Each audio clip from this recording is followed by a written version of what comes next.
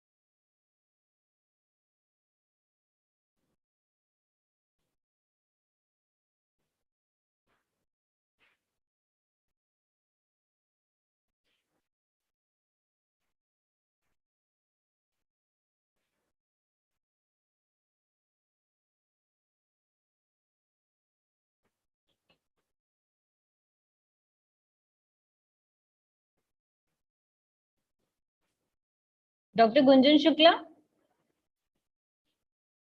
Yes, are you there? Yeah, I'm here. Yes, ma'am. Yeah. So, ma'am, your student has joined us? Yeah, she's there. Okay. So I would like to request technical team, please make co-host Manisha. There is a name in a participant list, Manisha, so please make a co-host.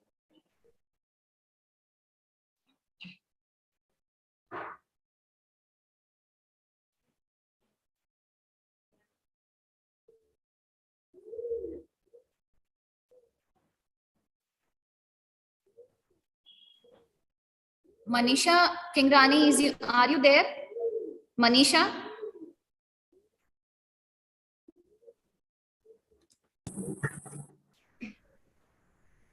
Yes, she's there, ma'am. I would like to request technical team to make the co-host Haripriya Sahu, ma'am. Haripriya, yes. Okay. Thank you very much, technical team. Actually, this time we have a very good and a very prompt support of the technical team. The technical team is Expression English Private Solutions Limited. They are actually doing a very well work to teach the English students who are from the rural areas and who their native language is a Hindi, their mother tongue is Hindi. So they are doing a great job to teach English. Okay.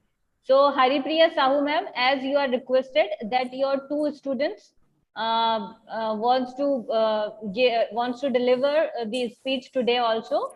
So ma'am, please in a chat box, please mention their name so that the technical team will give the rights for making co-hosts. Good morning, Dr. Supriya. This is Dr. Yes, Aruna here. And good morning to everyone. And yes, a lovely morning to meet you all on this particular platform. And Dr. Supriya, Dr. Anurup Kaur is here. Yes. You know, and you know, she needs to be unmuted so that she can, you know, whenever needed. Yes, ma'am. Yes, ma'am. Yeah? Okay. Right. Dr. Anurup Kaur, yes. I would like to request technical team, Dr. Anurup Kaur. Please make the co-host, Dr. Anurup Kaur.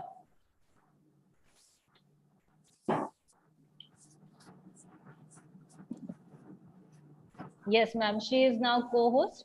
Our another guest of a speaker from the land of Ethiopia, from Volo University, has joined us. So I would like to request technical team, Dr. Prabhakar. Please make the co-host, Dr. Prabhakar Sekar.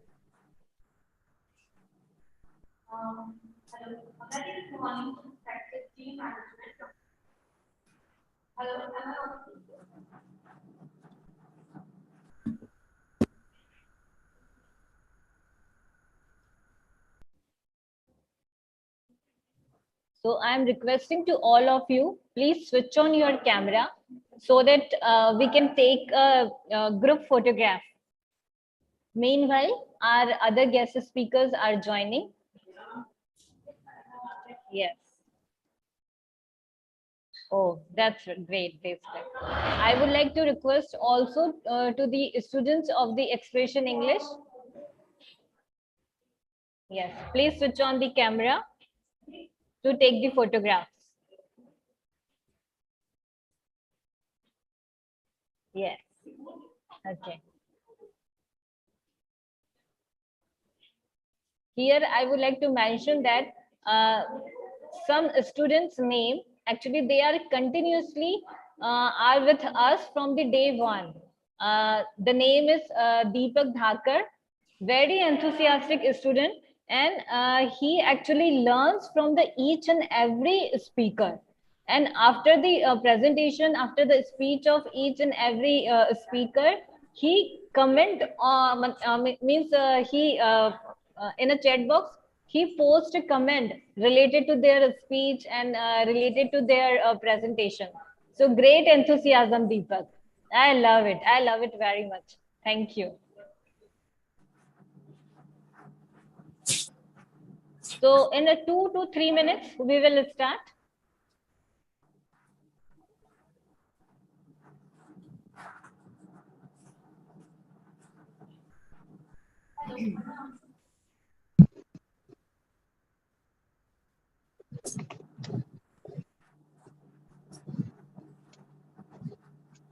Today, I would like to also introduce Dr. Gunjan Shukla.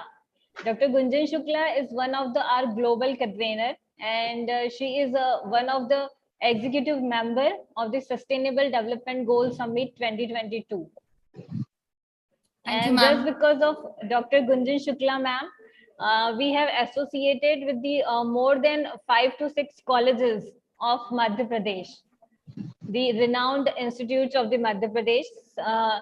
And the name of these renowned institutes are Prestige College of Professional Studies, Career College Bhopal, and the Choithram College of Professional Studies. And ma'am, other one is? Sant Tirtharam Girls College Bhopal. Yeah. So these institutes will join us in the further goals, right ma'am? Yes, ma'am. Yeah, okay.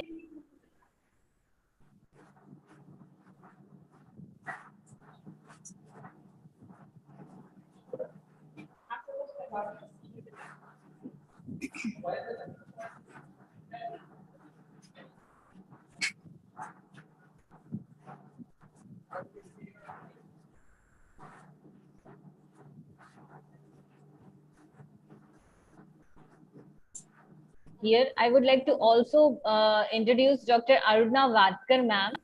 She is one of the global convener, and from the she is the founder director of the Harvest Transformational Solutions Limited. And yeah, in a few minutes, we will know more about her organization and her dedicated work towards the education and towards the mankind. So in a few minutes, we will start. Thank you, Dr. Supriya. Thank you, ma'am.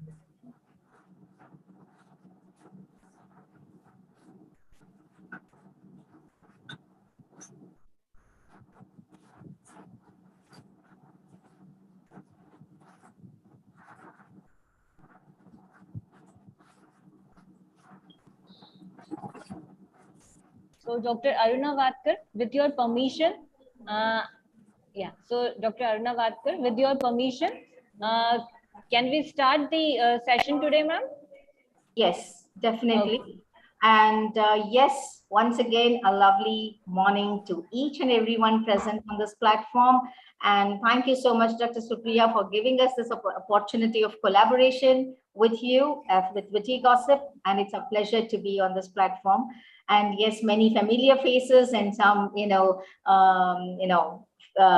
different faces I'm seeing here. Similarities and differentiation, but then yes, we all join here to become familiar and go on with the journey. Yes, and today on this sustainable development goals, on this day, goal 6, heads is representing Dr. Anurup Kaur, who would be taking forward on this particular platform for this goal today. And Dr. Anurup Kaur, and please, it is over to you. Thank you, ma'am. A lovely morning, afternoon, good evening to all, one and all present here. It's time to take forward. And before that, I would like to share that this summit has been organized by Dr. Supriya Pathak in collaboration with Witty Gossip and the heads, Harvest the Educational Transformation Solutions.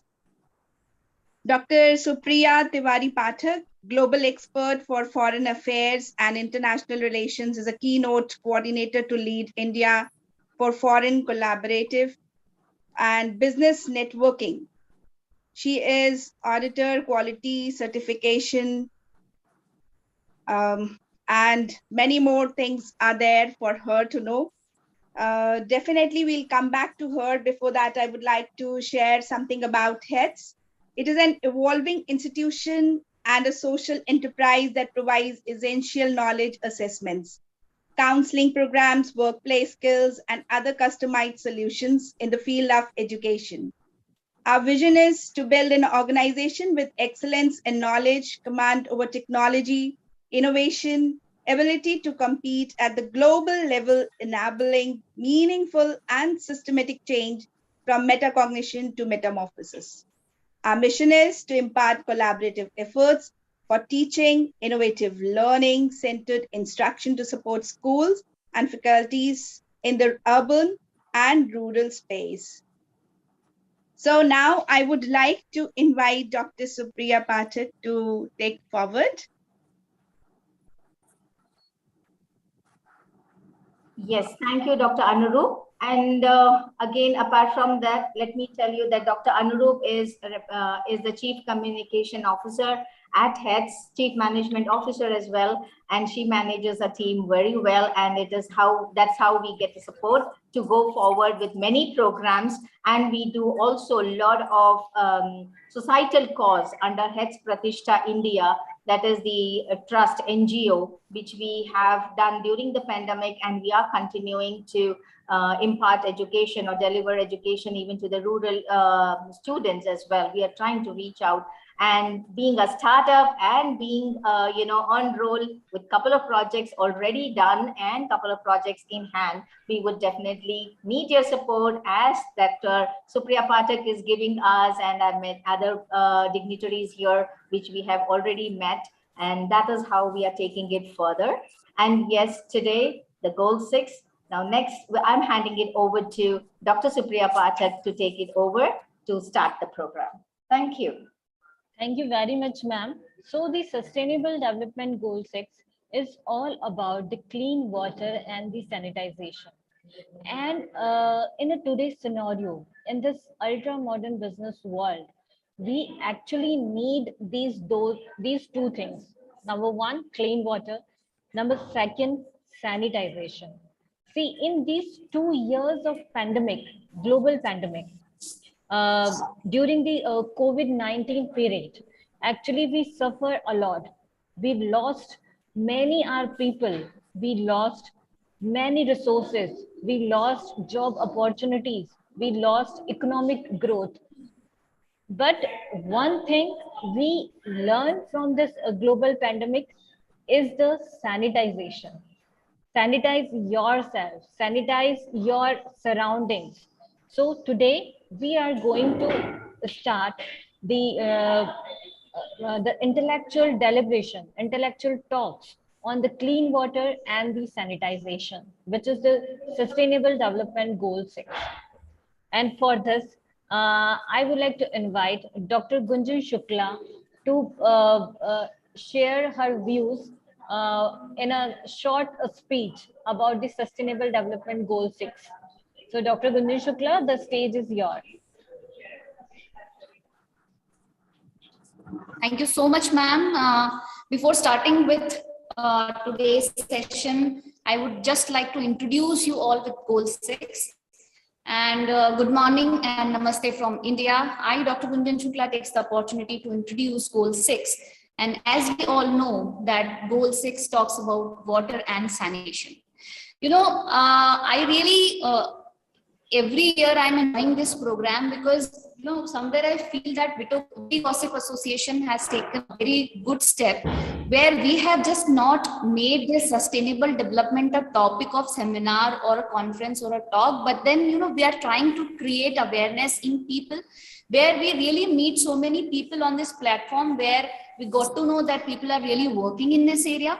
And there are so many people where we need to create awareness. So this is just not a topic of discussion. This is now it is time to take decisions and actions. We all know that sustainable management of source and access of safe water and sanitization are essential for all the living beings, also for economic growth and productivity of the country. So it is very important so far as the investment in health or education or are done by all the concerned countries. We are blessed that our Mother Earth has given us the natural resources, natural environment, for example, forest, soil, wetlands, which contribute in the development of country by management and regulation of water availability and water quality. So water resource and all about the usage of it is dependent on us. Whatever has been given to us by our Mother Earth is available in large quantity, but we as a citizen of countries, we need to take care of all these resources to make it available for our future generations for the longer time. Because as we say that, by 2030, we need to attain the goal. And I believe that as population is growing, maybe by 2050, we might be needing some other 3 planets like on which we are living today. We will be needing more planets to survive. So if we are growing, we need to take care of resources so that future generations should not suffer. So being responsible citizen, it's our duty to manage the resources which can be served for the longer time. Water shortage undercut food security and the income of rural farmers will be improving. Water management makes national economies, the agriculture and food sector more resilient to rainfall variability and available to fulfill the needs of growing population. So protecting and restoring water-related ecosystem and their biodiversity can ensure water purification and water quality standards also. So in this area, United Nations and UNEP has taken actions together, and that is why we are here today to fulfill the, the requirement which we have set as a target for 2030 as an agenda that we are working on different sustainable goals. And again, sanitation and water is again one of the important areas. So there are some small targets when it comes to goal 6. I will be just reading them fast. Target 6.1 says that by 2030, achieve universal and equitable access to safe and affordable drinking water for all of us. By 2030, achieve access to adequate amount of hygiene and defecation, end for open defecation, and pay special attention to needs of women and girls and those in the vulnerable situations. By 2030, we need to improve the water quality by reducing pollution, eliminating dumping of wastage and hazardous chemicals and materials, and increase the recycling and reuse in your lifestyle. By 2030, we substantially need to increase the usage of water efficiency across all the sectors, and supply of fresh water is required. Reduce the number of people suffering the water scarcity. By 2030, implement the integrated water resource management at all levels, including the transboundaries and cooperations, as so many countries are working in different areas. So it is again important. By 2030, we need to protect and restore water-related ecosystem, including mountains, forests, wetlands, rivers, lakes, etc. And I will say that the means of achieving this particular goals, which has been given to us by United Nations, can be achieved only by the awareness and strengthening the participation of local communities for improving this water and sanitation management. Also by extending the international cooperation of international bodies, and having a lot of awareness programs, and making people aware of reducing the water wastage, and more of recycling and reuse technologies should be developed by the corporate sector or the industrial sector. So it is a mutual cooperation of the common public and the industry sector also. So hereby, I again would like to welcome all of you. Even I wish that, the discussion will take us to some result-oriented actions, which will be taken by all of us. So let's be together and work for this. Thank you so much. Thank you, Dr. Gunjan Shukla, for delivering your talks on the Sustainable Development Goal 8. Actually, you mentioned the all targets, which is written on the United Nations websites, and these targets have to be achieved by 2030. So thank you very much, Gunjan Shukla ma'am, for your wonderful talks. Thank you. Now I would like to request author Jenny Lee Clark. Author Jenny Lee Clark is from UK, United Kingdom, London. So Jenny Lee, could you please switch on your camera? Jenny Lee Clark, I am requesting you, please switch on your camera. Actually, in UK, there is a midnight. Means it's around 4:30 a.m. So maybe there is a problem with the Jenny Lee. Jenny Lee, could you hear us?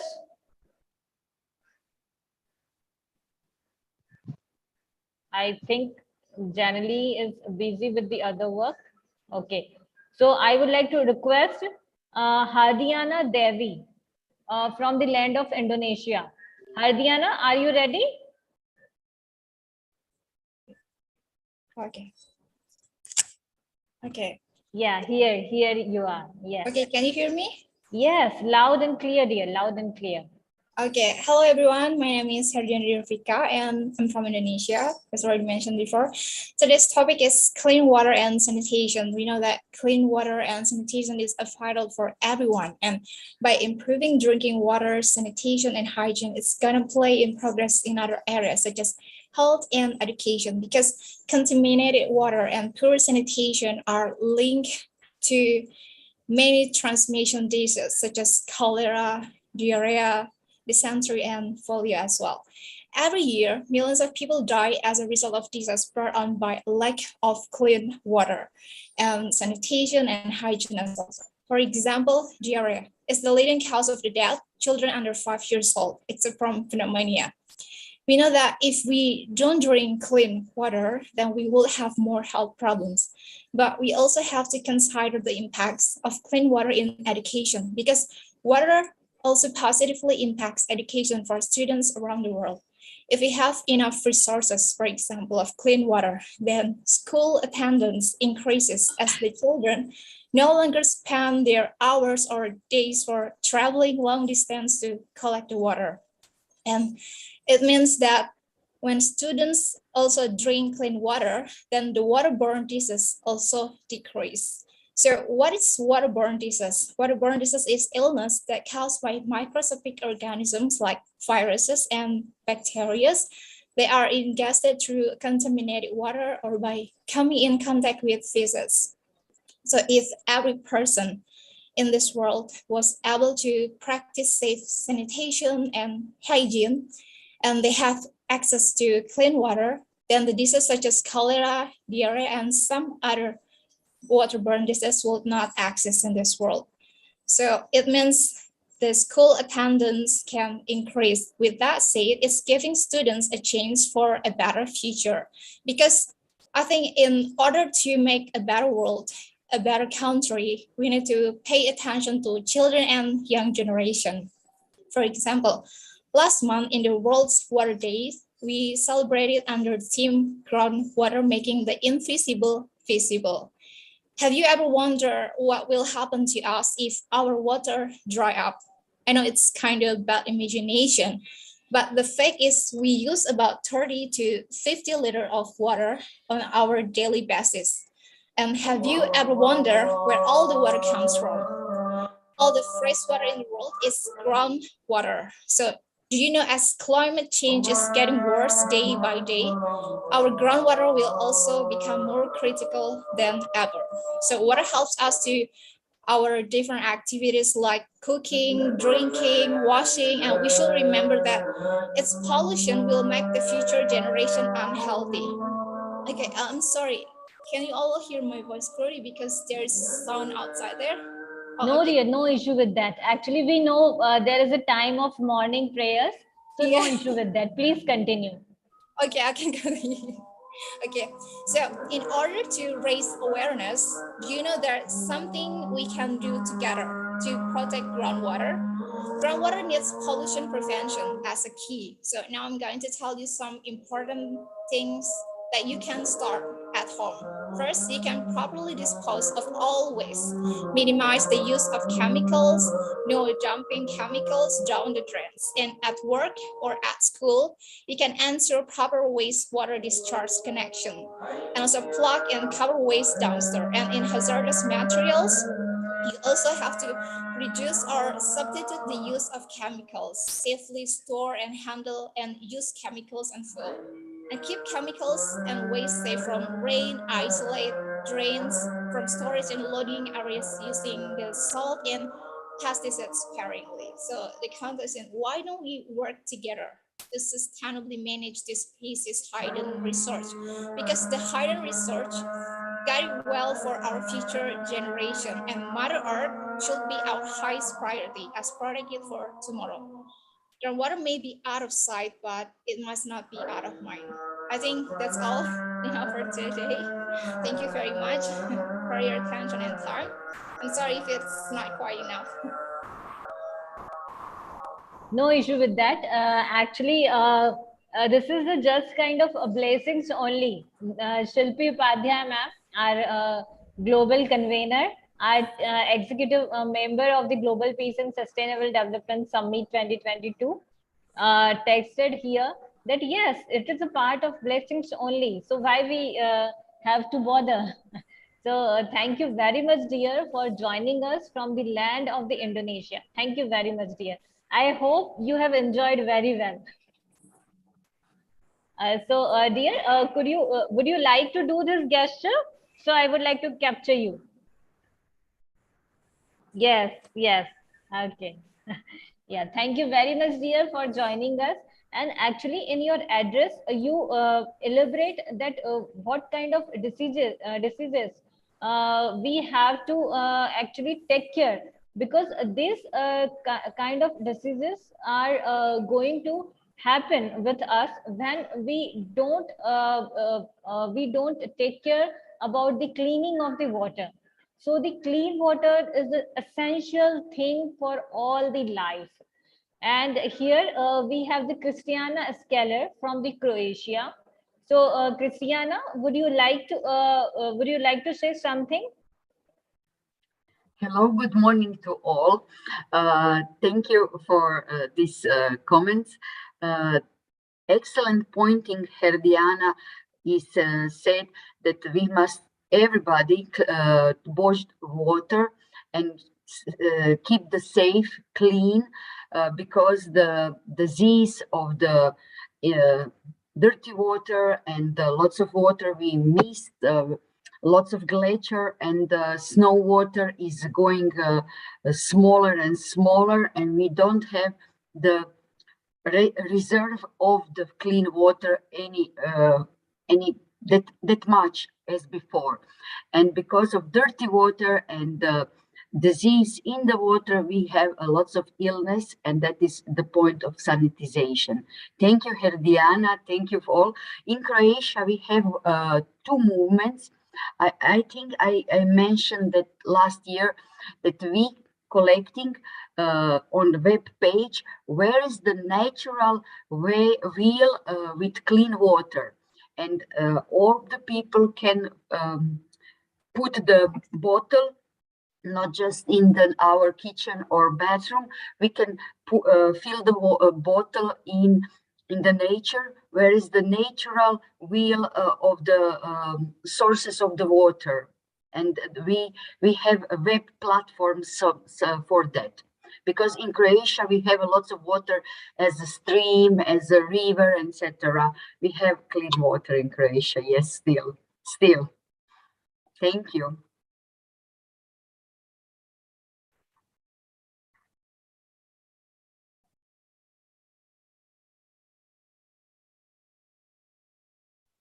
Dr. Supriya, you need kindly unmute.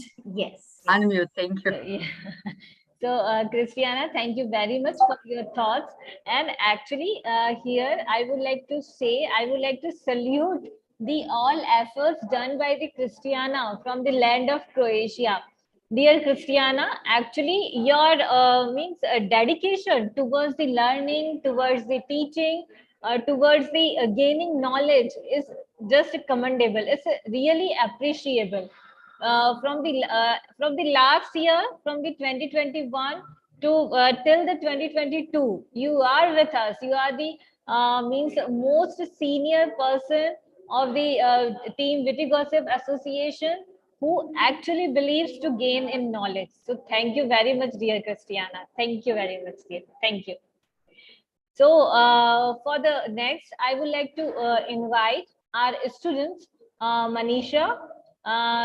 She will further talk about the clean water and the sanitization. Manisha, now the stage is yours. So, ma'am, good morning. Am I audible? Yes, dear, loud and clear. Yes, ma'am. My name is Manisha Kengrani. I'm an entrepreneur. I have my own coaching institute and teach college students, including BCom, BBA, MBA, MCom, and management-related studies.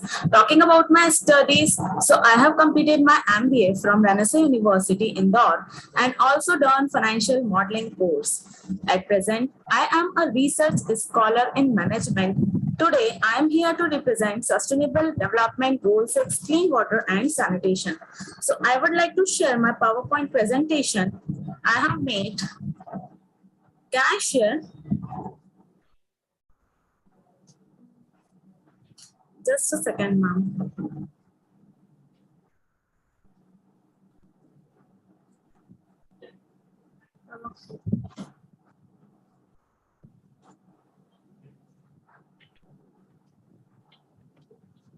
Actually, I'm unable to.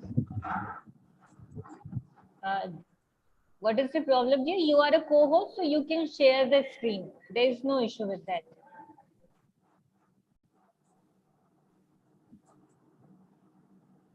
Is my screen visible to you, ma'am? No, not now.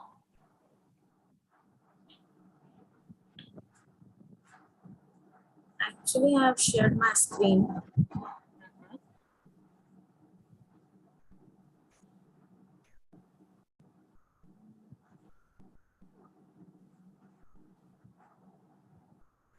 So, dear, wherever your presentation is saved, wherever your presentation is saved, you have to click, you have to click there.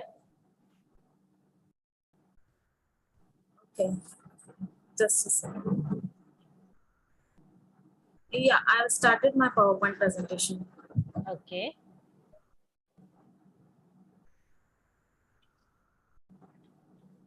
It's not visible to you now. Yes, yes. So dear, if there is a problem with the sharing screen, so you can go ahead. We actually listen to your voice and can understand that what is going on in your presentation. Okay, dear? Okay, ma'am. Sure. Yeah, sure. United Nations General Assembly. The United Nations General Assembly set up Sustainable Development Goals in the year 2015, which are intended to be achieved by the year 2030 by all the countries.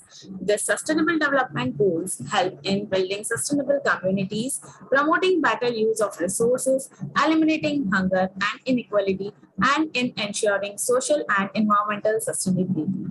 Sustainable Development Goals in all includes 17 goals. Today, we are here to talk about goal number 6, clean water and sanitation for all by 2030. Sustainable development is all about sustainable development. Goal 6 pursues to ensure availability and sustainable management of water and sanitation for all. To live a better life in world, clean and accessible water is an essential part. The goal aims to address water scarcity, poor water quality, and inadequate sanitation globally. Reasons for goal on clean water and sanitation is water is really very important for survival. It is a necessity. It is a non-substitutable resource, most precious resource, natural resource of enormous importance. Today, generally, many people are facing two common problems with regard to water. They are infrastructure challenge and water pollution. Around the world, billions of people still have this problem of water. People today are not getting water, they do not have access to water, and are lacking infrastructure. Water does not reach millions of homes. So, people have to leave their homes and they walk longer distances to carry water back to their homes. Pollution is also a big problem today. Water bodies are polluted by industrial waste, by human waste, etc. These are the reasons why water is unsafe to drink by the people. There is no clean drinking water accessible for billions of people, even they are lacking safe sanitization. Targets are set up for Sustainable Development Goal 6, clean water and sanitation. Here are the 6 outcome-oriented targets which are to be achieved by 2030. It includes target number 1, safe and affordable drinking water, end open defecations and provide access to sanitization and hygiene, improve water quality, wastewater treatment and safe reuse, increase water use efficiency and ensure fresh water supplies, implement integrated water resource management, protect and restore water-related ecosystems, expand water and sanitation support to developing countries, support local engagement in water and sanitation management, to ensure availability and sustainable management of water and sanitation for all. Today, we are unlocking economic growth and productivity and provide significant leverage for existing investments in health and education. The natural environment example, forest, soil, and wetlands contributes to management and regulation of water availability and water quality, strengthening the resilience of watersheds and complementing investments in physical infrastructure and institutional and regulatory arrangements for water access, use, and disaster preparedness. Water shortages undercut food security and the incomes of rural farmers, while improving water management makes national economies, the agriculture, and the food sectors more resilient to rainfall variability and able to fulfill the needs of growing population. Protecting and restoring water-related ecosystems and their biodiversity can ensure water purification and water quality standards. Indicators. Sustainable Development Goal 6 goes beyond drinking water, sanitation, and hygiene to also address the quality and sustainability of water resources, which are critical to the survival of people and the planet. The 2030 Agenda recognizes the centrality of water resources to sustainable development and the vital role that improved drinking water, sanitation, and hygiene play in progress in other areas, including health, education, and poverty reduction. What are the things we should do to for the clean water and sanitation of all? We should protect water resources, find a goal six charity you want to support, and any donation, big or small, you can make a difference. 4 billion people lack access to basic sanitation services. Lend your voice to talk about the lack of toilets in many communities around the world. Run a campaign on hygiene. Raise awareness about the hygiene issues in your community through social media, school or university campaign, or even a campaign in the neighborhood you live in. Don't overuse water. Make sure to close tap properly after use. This is what I think about Goal 6 of Sustainable Development. Thank you so much, ma'am. Great views actually you put in your presentation. Thank you very so much, much. Manisha. Yeah, thank you very much. Although your presentation is means not in a situation to run here, but still we can understand that you put lots of efforts to make the presentation. So thank you, dear Manisha, for joining us and presenting your views. Dr. so much. Aruna, would you like to say something? Would you like to add some notes on his talk, on her talks? Definitely. Thank you, Dr. Supriya. Manisha, it was very articulate that every point were being presented on this particular goal. And that makes everyone think what is the solution that we have to search on, or the research that we have to do so our future generation would be, enjoying life overall. So this is the thought that your presentation presents. Thank you. Thank you, Dr. Aruna. Thank you. And one more, our guest speaker from the United Kingdom, London, has joined us. So, Vijay Ephraim, Vijay sir, are you ready? Yeah. Yes. Yeah. Okay. Yes, sir. Okay. So, Vijay sir, first of all, we would like to know more about yourself, sir. So, please introduce yourself, sir, with the team of Viticulture Association. Definitely. My name is Vijay Babu Chittukulla from United Kingdom, where I recently migrated from Australia to United Kingdom. So I work in Singapore, Malaysia, Australia, and now finally settled in United Kingdom. I own a company called BitSearch UK Limited with IT consulting and education, sharing the knowledge of like doing different consulting services across the world. We mostly deal with Europe and even recruiting people from all over the world to Europe, like countries like Malta, Italy, and Germany, in all the sectors, I can say. So that's what main about me. And I'm a 2016 Young Entrepreneur Awardee from India. And I remember my olden days where like this event called Manthan, where I presented to Narendra Modi sir in 2013, my presentations, and I'm a global speaker, I can say. That's about me. And thanks for giving me opportunity. And I can say it's a wow. It's not an ordinary event, or it's a sharing of knowledge, different people around the world combining together and joining. And it's a, I can say it's a quality of education improving, and the basic steps for the our improving, enhancing ourselves, and improving and pointing in a contact where we can, what we can do. And that makes me more interesting into this witty gossips association organization, I can say, organizing an event. So I would like to talk about the clean water. Previously on quality of education, my health is not well, so I couldn't able to speak. But now any topic I can I can do that. There's no issue with me. Like clean water and sanitation, where what I see is it's a human right. It's a basic human right to have a clean water and sanitation. It's an access to safe water sources and sanitation for all, we can say. And due to the poor access of almost, in studies, I can see almost 8.5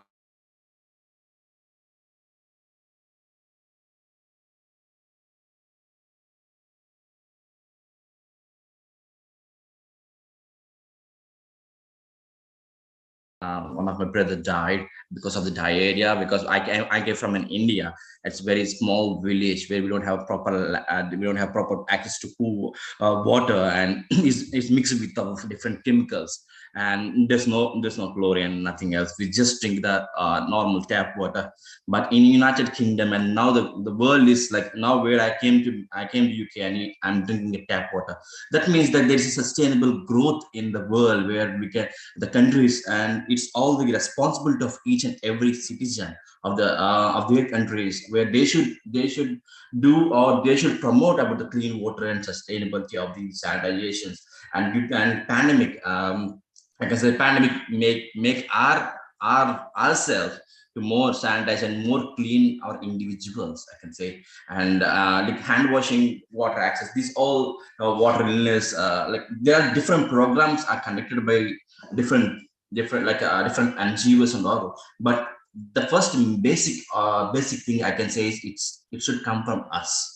We are the only main whole soul for everything which we need to, and which we promote ourselves. And if we want to be clean, or if we want, that makes the global sustainably growth increasingly. So there water crisis, like different countries, like if you go to UAE countries, when the studies like Qatar, Israel, Lebanon, Iran, all these countries, there's a lot of water crisis. And African countries like Ethiopia, 60.9% of the poor lack access of water. That's really sad. See, and I'm reading different holy books, even holy books. They say like the first created water. There is a lot of water in the world, and water is separated from the land. And if in studies we can see. But the thing is like the water which we use, or which we drink daily, in our daily needs. The most thing is everything is related to us, where it's really heart wrenching things, where if you see the pool, if you see the pool, there is a lot of the water causing a lot of deaths, we can say. And there's nothing. And the water is running out of the world now. In 2000, by 2050 in India, there's a different. There'll be, according to studies, there will be water crisis, and everywhere in that world there will be water crisis. For this step, we need to organize ourselves, and with all like witty gossips, or what all the NGOs, organizations, we need to create an awareness that improves the quality of education and the quality of growth in sustainable development. It improves ourselves and make ourselves clean and well. And with in the world, it will be very, very fantastic, I can say. This quality of sanitation, and in the pandemic make our situation very worse. And that, even I think people should know. And something, if there's no pandemic, we don't sanitize that much, and we don't do all these things properly. But see, it's not about the pandemic had occurred recently, but it's our each and every single individual responsibility to make ourselves clean and tidy every time, every day in our daily lives. That's what we can say. And 2015, a Canadian even called like wash, like promote, create this toilets. In my place, there will be no toilets at all. We used to go to, it's all called the nature calls by the time in our places. See, it's all then now I was settled, and in my place, I created almost 50 toilets for my village. That's each and every individual. It's not about the growing of the individuality. It's about promoting and creating awareness to the people, that makes more energetic for the, and more health improvement and sustainable growth for the world, I can say. So we all be a part of this clean water and clean toilets, and what are the sanitation techniques we use, which we should do, and we should promote ourselves. Thank you very much. Thanks for giving me the opportunity, I can say. Thank you so much. That was really, really inspiring, Mr. Vijay, and it was the commendable achievements, the commendable work that you've been doing. And, as you said, you've been having the sanitation being developed in the villages in India. That is really the need of an hour, so that each one of us, if we really take up with the responsibility a little bit for the step of our own self responsibility, definitely we can bring the changes. And at this young age, the way you have been climbing up the ladder, kudos to you. And it was awesome having you on this platform, Mr. Vijay. Over to you, Dr. Supriya. Thank you very much, Vijay sir, for joining us. And actually, here is the Dr. Prabhakar. You can see the name of Dr. Prabhakar in the participant list. He is from the Volo University, Ethiopia. And actually, he is the person who actually associate with the Vijay sir, who connected the Vijay sir to the team Witty Gossip. So on behalf of Team Witty Gossip Association and on behalf of HATS, I would like to thank you. I would like to say thank you very much, Vijay sir, for joining us. Thank you, Dr. Prabhakar sir, to associate one more jam in the Team Witty Gossip Association. Thank you very much. Vijay sir, would you like to do this gesture? So. Oh yeah. Yes, sir. Do this. Yeah. Yes. Okay, sir. Okay. Yes, sir. Yeah. Okay, sir. Done, sir. Done. Thank you very much, sir. Thank you You're very welcome. much for joining. Thank you very much. I feel privileged and honored by joining this event. Even I want to be part of this sort of event that makes me more encouraging to the people and inspiring people, and not only because I've been moving to different parts of the world. I think almost 36 countries I visited from last 5 years. I'm basically a traveler, so I used to do a lot of research programs, and I used to study a lot. But that sometimes, even I don't have proper water to drink. If I go to African countries, I need to search for water. I need to boil the water, and I need to drink. That makes me more, what's going on in the world, because I'm in United Kingdom. I'm drinking a tap water. I'm drinking boiling the water. So there is a lot of difference. I think that is making more difference and impacting the world. We can say that's what it's a heart-wrenching things happen in my life by really seeing those sort of water due to lack of proper water and toiletries and all. Then I started myself. Every year I need to create at least 10 toilets and gift it to village. That's my motto in entire life. That's what. Thank you very much. Yes. Yes. So actually here I would like to add something more. When I was in Africa in 2019, so there is a problem. I was in Ethiopia. The country name is Ethiopia. So actually there is a resin, Amhara resin, where I was. So actually there is a problem with the amoeba in water. We have to boil at least 4 to 5 hours. We have to boil the water 4 to 5 hours, and after that the water is means available to drink. So actually this is the things are happening in this world. Means Yes. there is a very less water, and there is a lots of problem with the cleaning of the water. So actually, you see, we have the resources to boil the water, but what about those people? You're right. Who don't have the resources to boil the water or to purify the water. So actually, there are lots of issues related to the cleaning water.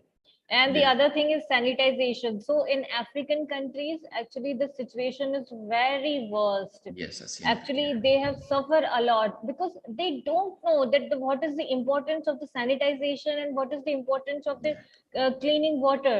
There are lots of diseases. Actually, in Africa, there is a one disease which is known as yellow fever.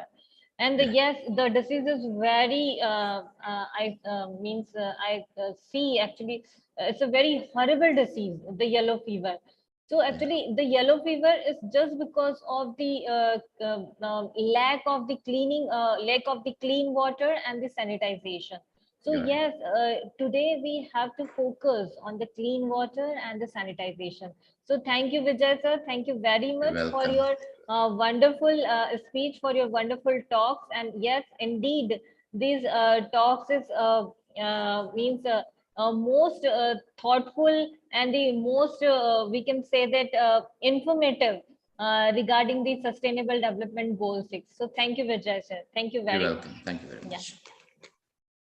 Here we have one more speaker from the land of the United Kingdom, And actually, as Vijay said, know that there is a very early morning. There is It's a 6 time o'clock of, in the morning. yes, Yeah. 6 o'clock in the morning. So the lady actually did lots of work related to the clean water and the sanitization. And she sent us a video message. So I am trying to play the video message. Give me a moment, please.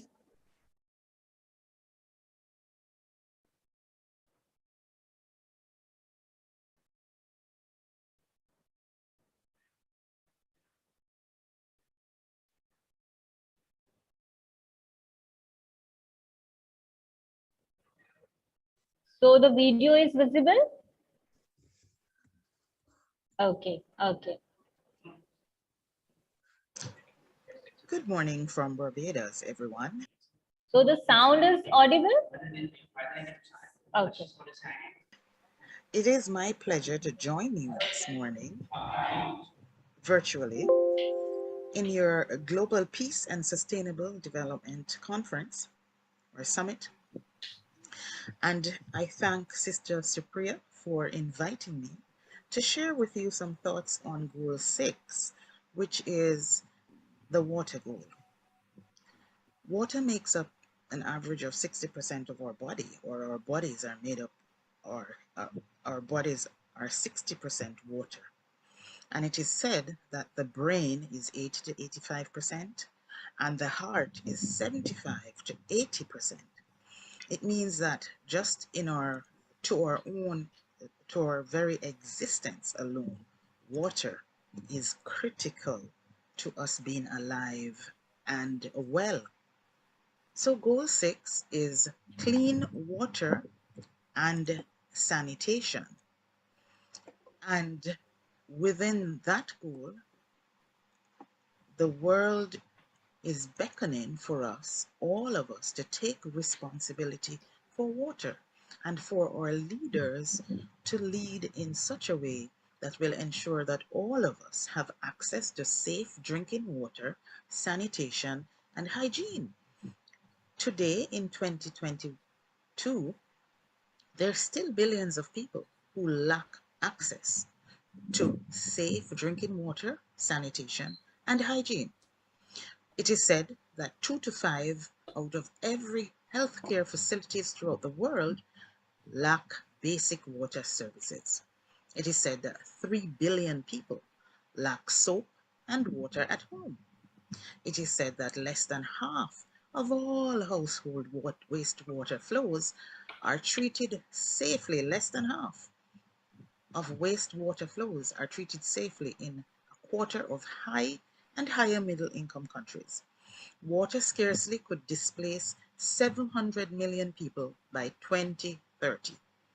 The shrinking of our wetlands is outpacing forest loss, and over a third of our global population lives in a water-stressed country. I live in a water-stressed country, and this month, from January into April, we at the Caribbean Center of Excellence for Sustainable Livelihoods have been operating or implementing a project in partnership with Global Water Partners Caribbean on capacity building in water management. It is for NGOs and MSMEs, and we have been helping our people to understand, or helping these target groups to understand the importance of knowing about water in our countries and understanding our role in managing water. So I hope you're having a wonderful summit, and I look forward to the outcomes and to share with you all another time. Take care.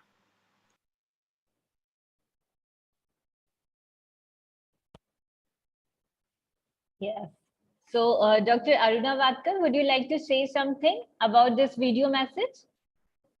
Thank you, Dr. Supriya. Yes, it was indeed a very, very inspiring message, though she was not present here, but her video and her words said everything. So it's not easy, that we can just survive without water, but how are we maintaining the current water capacity that we have? So that is what is very inspiring, and we all need to think about it. So yes, over to you, Dr. Supriya. Can we go ahead? Yes, ma'am. So Dr. Parul Sharda ma'am has joined us. Dr. Parul ma'am, our students are ready? Yes. Yes, ma'am. I wish if we could take Pakhi Bedde first. She is having the exams, ma'am. Okay, ma'am. Okay. Pakhi, ma'am, Pakhi has joined us?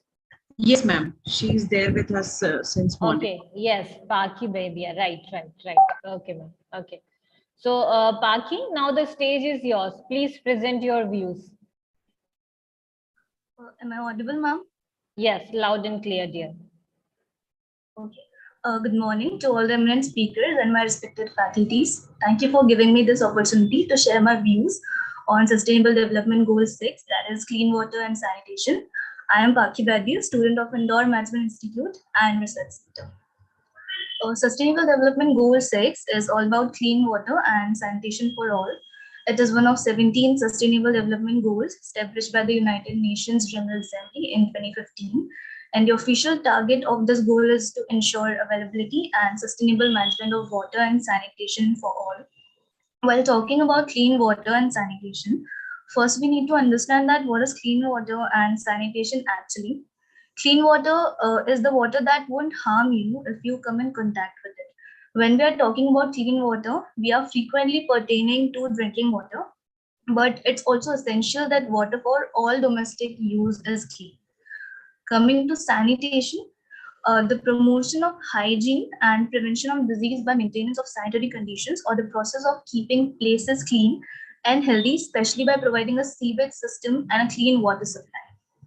While providing clean water and sanitation, we have various challenges globally, which are like impurity of water in distribution systems, growing water failure and the eventuality for water exercise and conservation, enforcing innovative low-cost sanitation systems, furnishing sustainable water inventories and sanitation for megacities, and reducing global and indigenous difference in access to water and sanitation, and developing financially sustainable water and sanitation services. So how can we solve the clean water and sanitation problem? So we have various ways to solve them, like educate to change consumption and lifestyles. At the end, changing the face of this crisis involves education to motivate new behaviors. Recycle wastewater, like some countries like Singapore, they are trying to recycle to cut water imports and become more self-sufficient. Improve irrigation and agriculture practices. 70% of the world's fresh water is used for agriculture. Improving irrigation can help close supply and demand gaps. Addressing pollution. Measuring pollution and monitoring water quality is essential to human health and biodiversity. Population growth control, because of the accelerating growth in global population, parts of the world could see a supply-demand gap of up to 65% in water resources. At the end, I would like to mention that why clean water and sanitation is important. So proper water and sanitation is a crucial foundation for achieving the sustainable development goals, including good health and gender equality. By managing our water sustainably, we are also suitable to more manage our production of food and energy and contribute to decent work and profitable growth. We know that clean water, along with decent sanitation and hygiene, are very effective in reducing poverty. It can save lives, drive economic growth, keep kids in school, and increase opportunities for women and girls. And in terms of investments, it's also value add for money. At the end, I would like to rest my words with a few lines from Mr. Matt Damon, which is, you will never solve poverty without solving water and sanitation. So I would like to thank Witty Gossip Association, my college, and my mentors to help me to showcase my views here at this international platform. Thank you so much, ma'am. Thank you, Pakhi. Thank you. Wonderful. Ma'am, please comment the Pakhi's speech. Yes. Oh, wonderful, Pakhi. It was really inspiring because it is very important what you said, that education should lead to awareness of what we need to build up the future generation. Whether it comes to sanitation, whether it comes to clean water, whether it comes to irrigation, whatever the subdivision of education comes in, it's very important that we are creating awareness. And I'm so happy that the young generation like you are having that awareness, and you're presenting yourself in this forum, to present your thoughts. It was amazing. And keep up the good work, bring it into the practical work as well. That would be really, really appreciable, right? Great, thank you, Paki. Thank you so much. Paki, would you like to do this gesture? Paki, would you like to do this gesture? Yes, ma'am. Paki, do namaste, beta, this kind. Okay. Yes, yes. Okay. So I am giving you a spotlight. Just hold on. Yes. Now, yes. Okay. That's very good. Wonderful, wonderful speech, dear. Wonderful. Yes. Okay. Thank you very much, dear. Thank you very much for joining us and enlighten us about the Sustainable Development Goal 6. Thank you very much, dear. So, Parul ma'am, we have another student also. Ma'am, we have one message from Janelle Clark that she's not well and she's from London. She want to speak first. Okay, okay. Yes, Janila, yes. Now the stage is your, dear. Today we have the author Janelle Clark, the bestseller author from the Amazon and the Flipkart. So the Janila, now the stage is yours. Please speak, dear. Good morning. My voice is really bad, so I'm going to allow my daughter to speak for me. Greetings from London, everybody. Thank you. Sure, dear. Sure, dear. Sure. Hello, everybody. My name is Annalise. I am Janelle's daughter, and today we'll be talking about clean water and sanitation. While substances progress has been made increasing access to clean drinking water and sanitation, billions of people, mostly in rural areas, still lack these basic services. Worldwide, 1 of the 3 people do not have access to safe drinking water. 2 out of 5 people do not have a basic hand washing facility. With soap and water, and more than 673 million people still practice open defecation.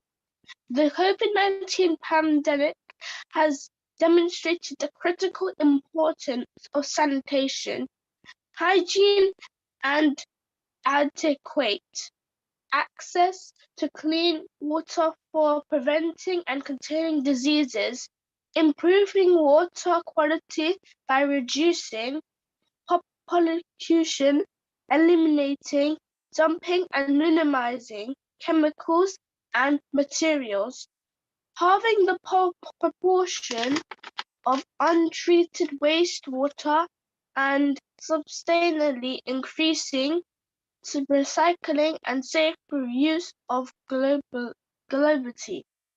Thank you. Yes. Dear Janelle, would you like to do this gesture with your young one? Okay, Annalise. Yes. Amazing, dear. Amazing. Yeah. Please shift. Yes. Just hold down. I'm capturing you. Just hold down. Yes. Yes, wonderful. Channeling, it was really shows the passion that you have in spite of not keeping well. And, as mentioned in our messages, your daughter being more supportive as well. So it is really commendable. Thank you so much. Commendable, really commendable, Janelle. Actually, we love your spirit. We love your energy and your enthusiasm. Here, I would like to mention that Janelle Clark is the author, is a bestseller author from the Amazon, and she is now in London, United Kingdom. And actually, in London, there is a very early morning, and although she is not feeling well, but still she is with us. So thank you, Janelle. We are very grateful The whole team Witty Gossip Association is very grateful. And what is your name, young boy? What is your name? My name is Annalise. Okay, okay. Could you again please repeat your name? My name is Annalise. Annalise. Okay, okay. So it's really nice to meet you, Annalise. Yeah, it's really nice to meet you. Okay, okay, okay, dear. Okay, dear. Thank you very much for joining us. Thank you. Thank you, dear. Thank you very much. Okay. So, Dr. Parul, ma'am, do we have some more students? Yes, Okay. ma'am. Yes, ma'am. Please, ma'am, please. So we have Prabhat Rathore from BBA first year from our institute, and he's with me. Okay. Hello, Prabhat. Please go ahead. All the best. Hello, ma'am. Be louder. Yes.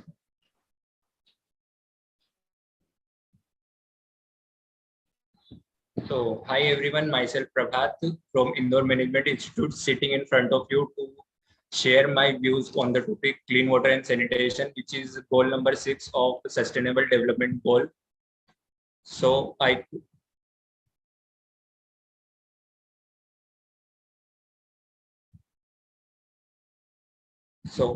will start first with the content.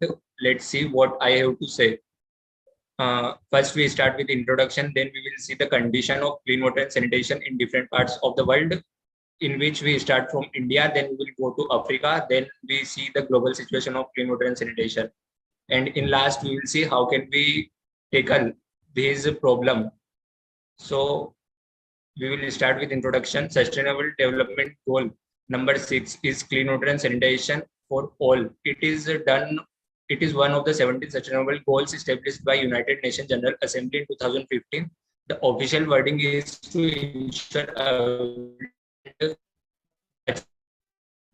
ensure availability and sustainable management of water and for all. The goal has 8 targets to be achieved. Towards the target may be measured in 11 indicators. Then we will see the situation of clean water and sanitation in India. So India has made several efforts towards the sanitation process, in which our respected Prime Minister, Mr. Narendra Modi, has launched a campaign which is famously known as Swachh Bharat Abhiyan, in which they show the whole population of India the importance of sanitation and cleanliness. Before this campaign, there is 40% of the India's population which get access to the toilets, but after this success of this campaign, 99.3% of the India's population get access to the toilet. And if we see the situation of water, there is 92.67% of the India's population get access to the basic sources of water. But if we see India's population where they can get access to clean water, it is less than 50%. Then I am sharing a pie in front of you. Here you can see the situation of water, where the countries have less water availability. So in which India has the better condition, and 10 other countries of the world which covers the 60% of the world's population which does not get access to the clean water. Then worldwide 2.2 people still lack access to the safe water drinking. More than half of the global situation does not have access to the safe sanitation. 3 billion people do not have hand washing facilities with soap. Still 73 million practices open defecation. Poor sanitation is linked to transmission of diarrhea, such as so it means there is several diseases caused by dirty water. If we drink it, there is several diseases like neutral causes, pneumonia, diarrhea, malaria, injuries, AIDS, meals, etc. Then we will see the situation of clean water and sanitation in Africa, because the situation is rushed. And if we see, there is 24% of the population of Africa which does not get access to the safe drinking water, which only get access to the safe drinking water, and only 28% gets basic sanitation facilities. it shows the majority of the Africa's population does not get access to the basic sanitation facilities. Now see the availability of fresh water in Africa. So there are very limited resources which provide clean water in Africa. The entire population of Africa does not get clean water, and such sources are also very less in Africa. Now next we have a chart where we can see the availability of clean water over all the world. So this highlighted region shows us majority of the American and South American, North America, and some European countries have good access to water. But if we see the condition of Africa and South Asia, there is not that much good condition. Then next we have how problems. We discuss problem in we can see can we tackle this problem. So first we can create awareness amongst the people.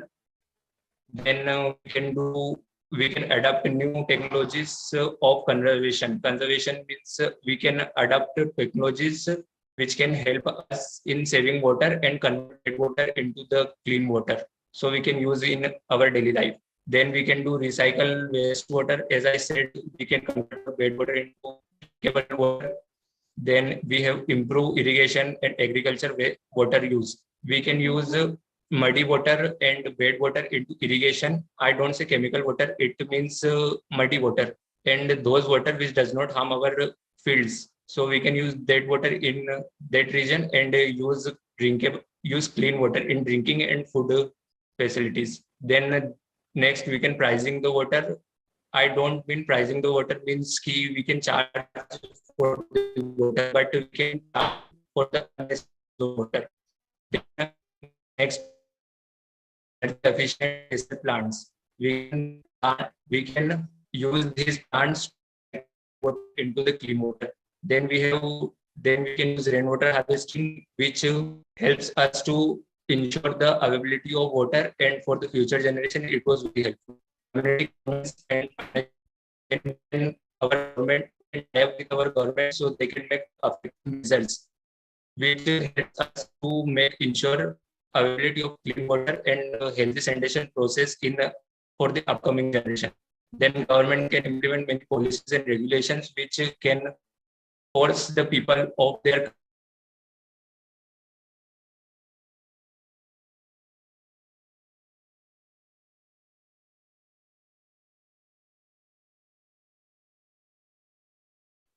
I think there is some problem of network connectivity. Yes. Yes, ma'am.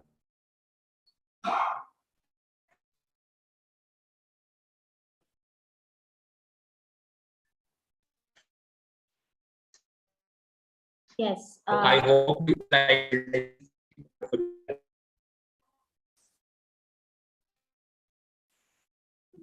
have done.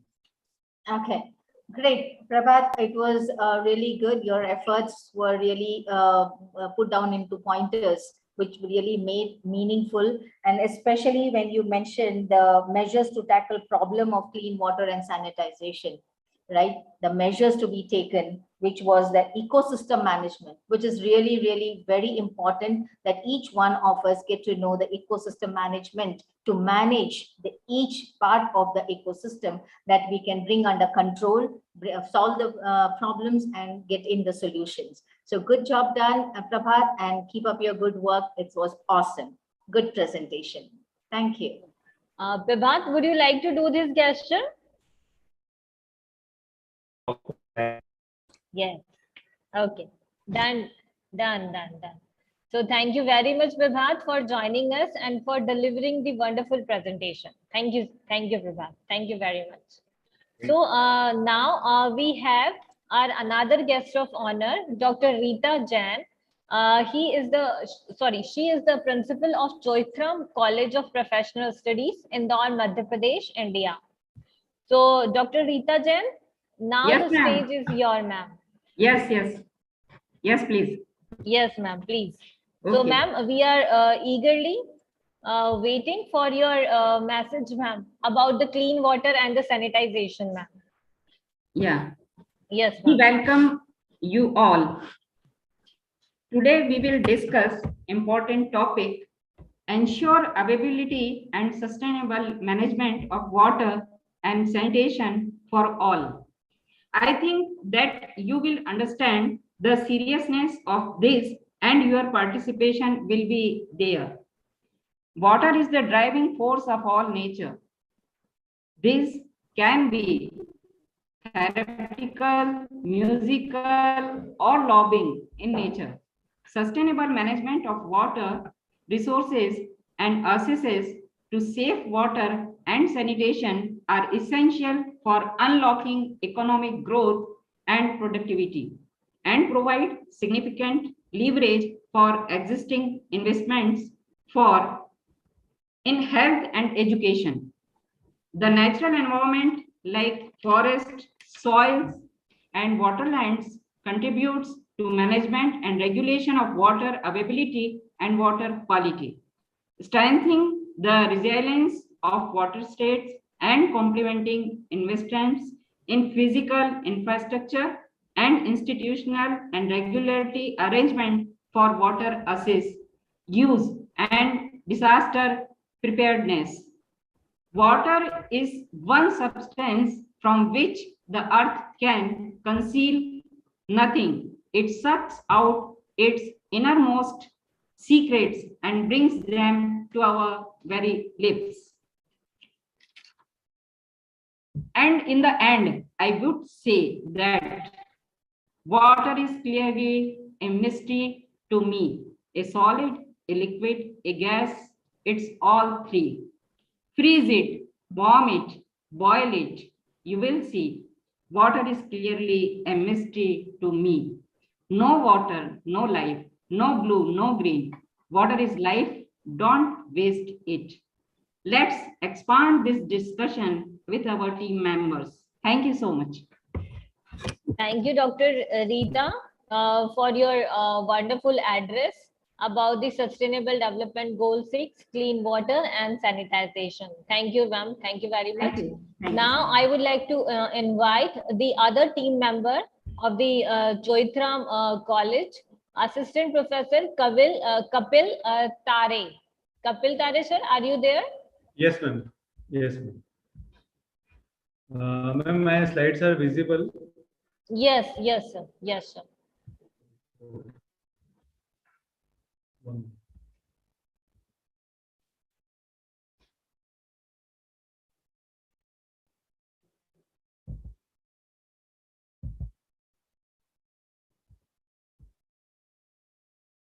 We have two members from the team of Choithram Professional Studies, Kapil Tare, sir, and the Dr. Subit Dwivedi.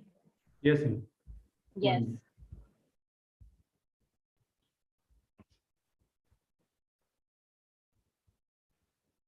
Okay, now I'm starting from the next slide. Basically, this slide is conveying about the water shortages. That is, water shortages undercut food security and the income of rural farmers. By improving water management, national economies, the agriculture and food sectors more risk to rein stability and able to fulfill the needs of growing population. Protecting and restoring water-related ecosystems and their biodiversity can ensure water purification and water quality standards. There are some indicators. Sustainable Development Goal 6 goes beyond drinking water, sanitization, and hygiene to also addresses the quality and sustainability of water resources, where are the critical to the survival of people and the planet. The 2030 agenda recognizes the centrality of water resources to sustainable development and the vital role that improved drinking water, sanitation, and hygiene play in progress in other areas, including health, education, and poverty reduction.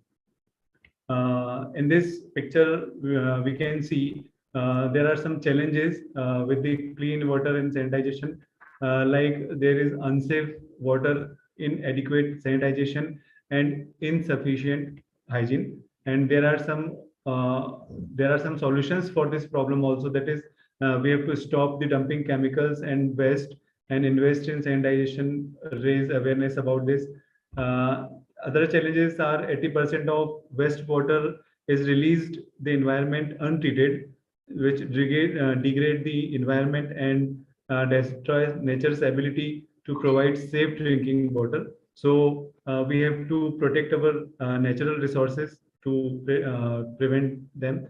Then water scarcity that affects more than 40% of the global population. So we have to restore our ecosystem to improve the availability of clean water.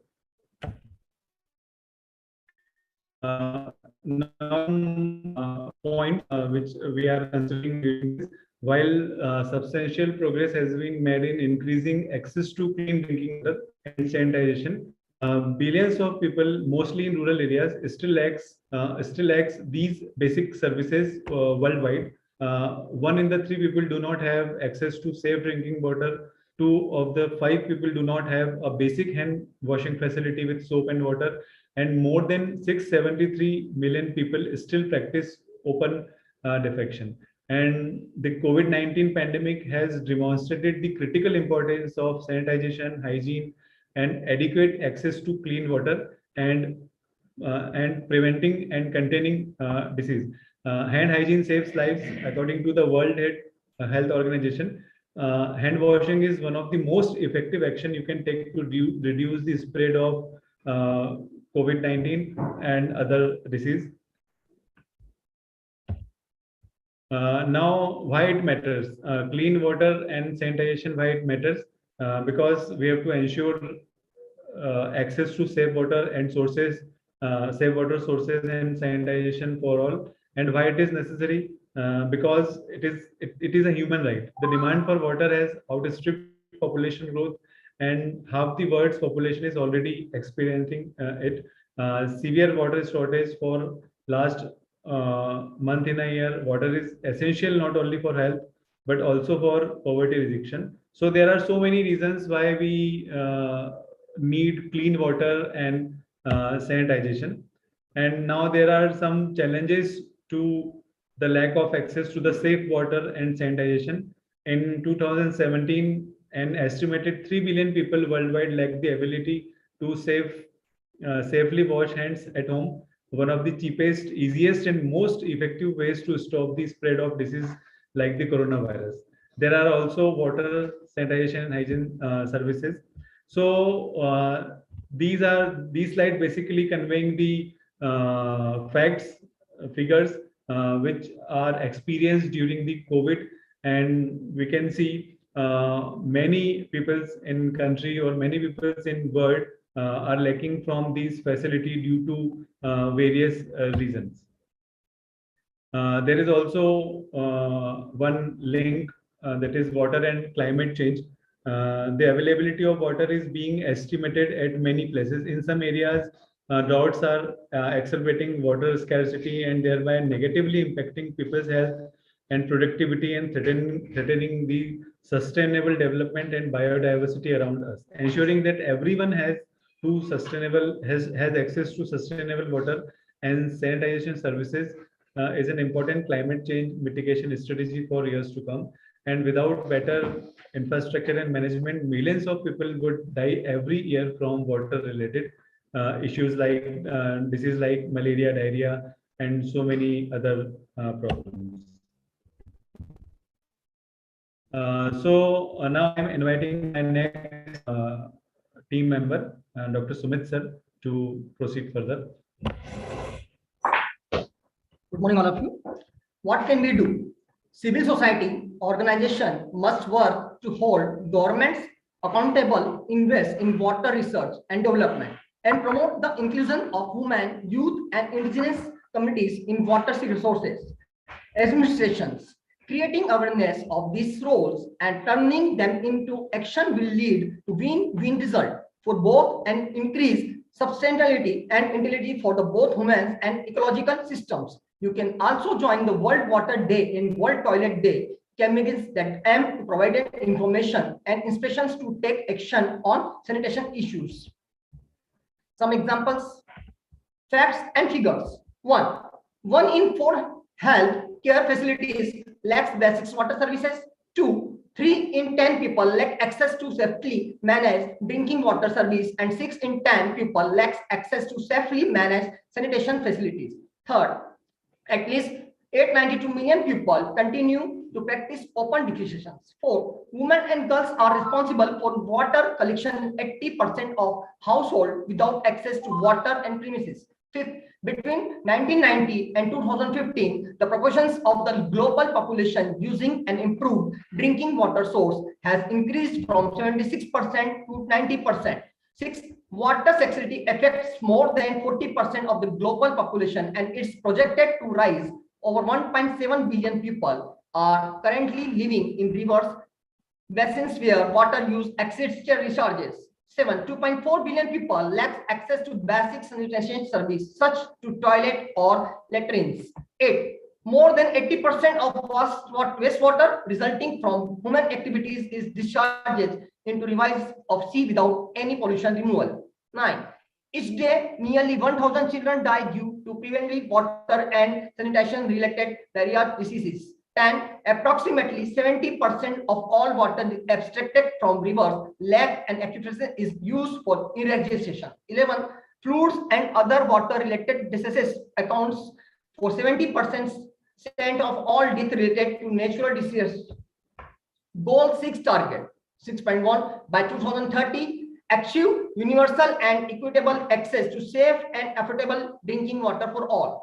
2, by 2030, achieve access to adequate and equitable sanitation and hygiene for all, and open education, paying special attention to the needs of women and girls and those in vulnerable situations. 3, by 2030, improve water quality by reducing pollution, limiting dumping, and minimize release of hazards, chemicals, and materials, halving the proportions of untreated wastewater, and subsequently increasing recycling and safe use global.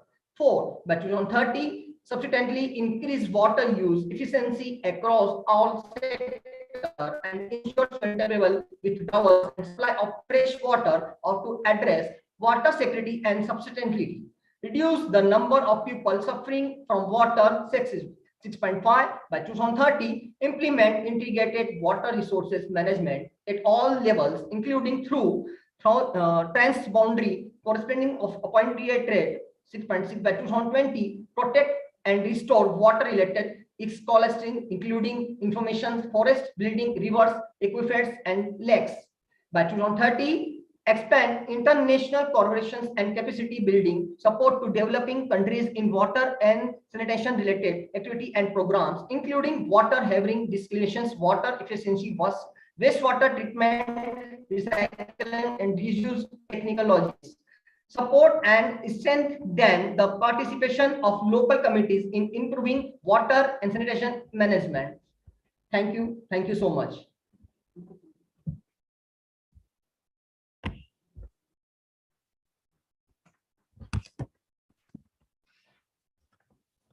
Great. Dr.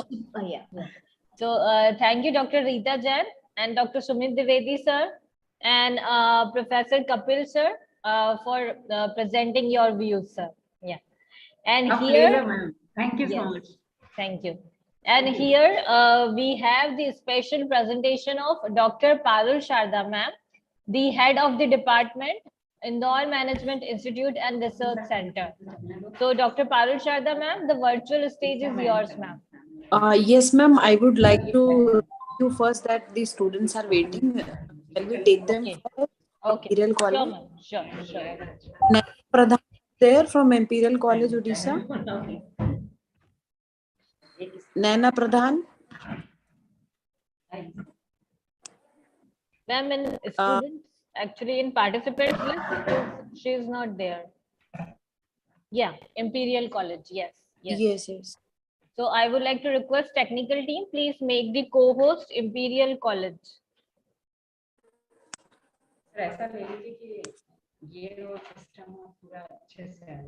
I would like to request a technical team, please make co-host. Yes, now the Imperial College is co-host. Yes, please proceed.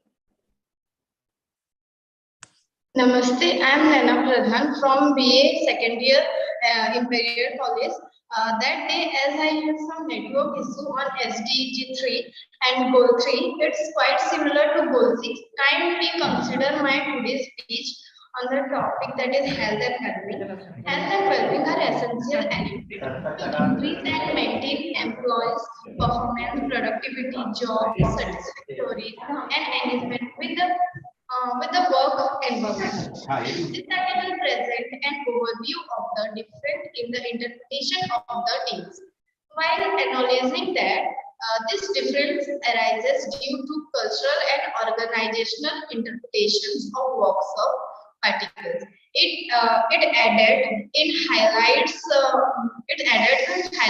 organization promotions of policies to improve the increased health and well-being in the works of effective policies and particles could lead to health employees with a high state of well-being, which benefits both the organizations and the wider societies. Health and well-being are the concepts that are promoted within the field of occupation safety of health, that is OSH. These are different interpretations of this concept across the European Union. While strengthening the importance assist in the consider within the works of environment. So that's all from me. Thank you. Thank you for giving me this chance. Thank you, Beta. Thank you for your wonderful talk. Thank you very much. Thank you, ma'am. Okay. So, Dr. Parul, ma'am.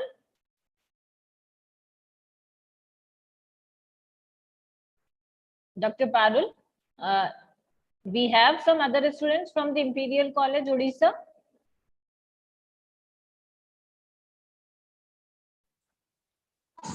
Ma'am, we will be having one speech from Anjali Jashnani. She's a BBA student of our institute, and after that we will be having one more presentation from Imperial College.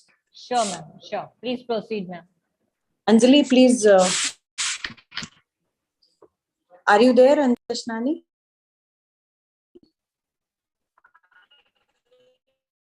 Yes, Anjali. I would like to request technical team, please make the co-host Anjali Jashani.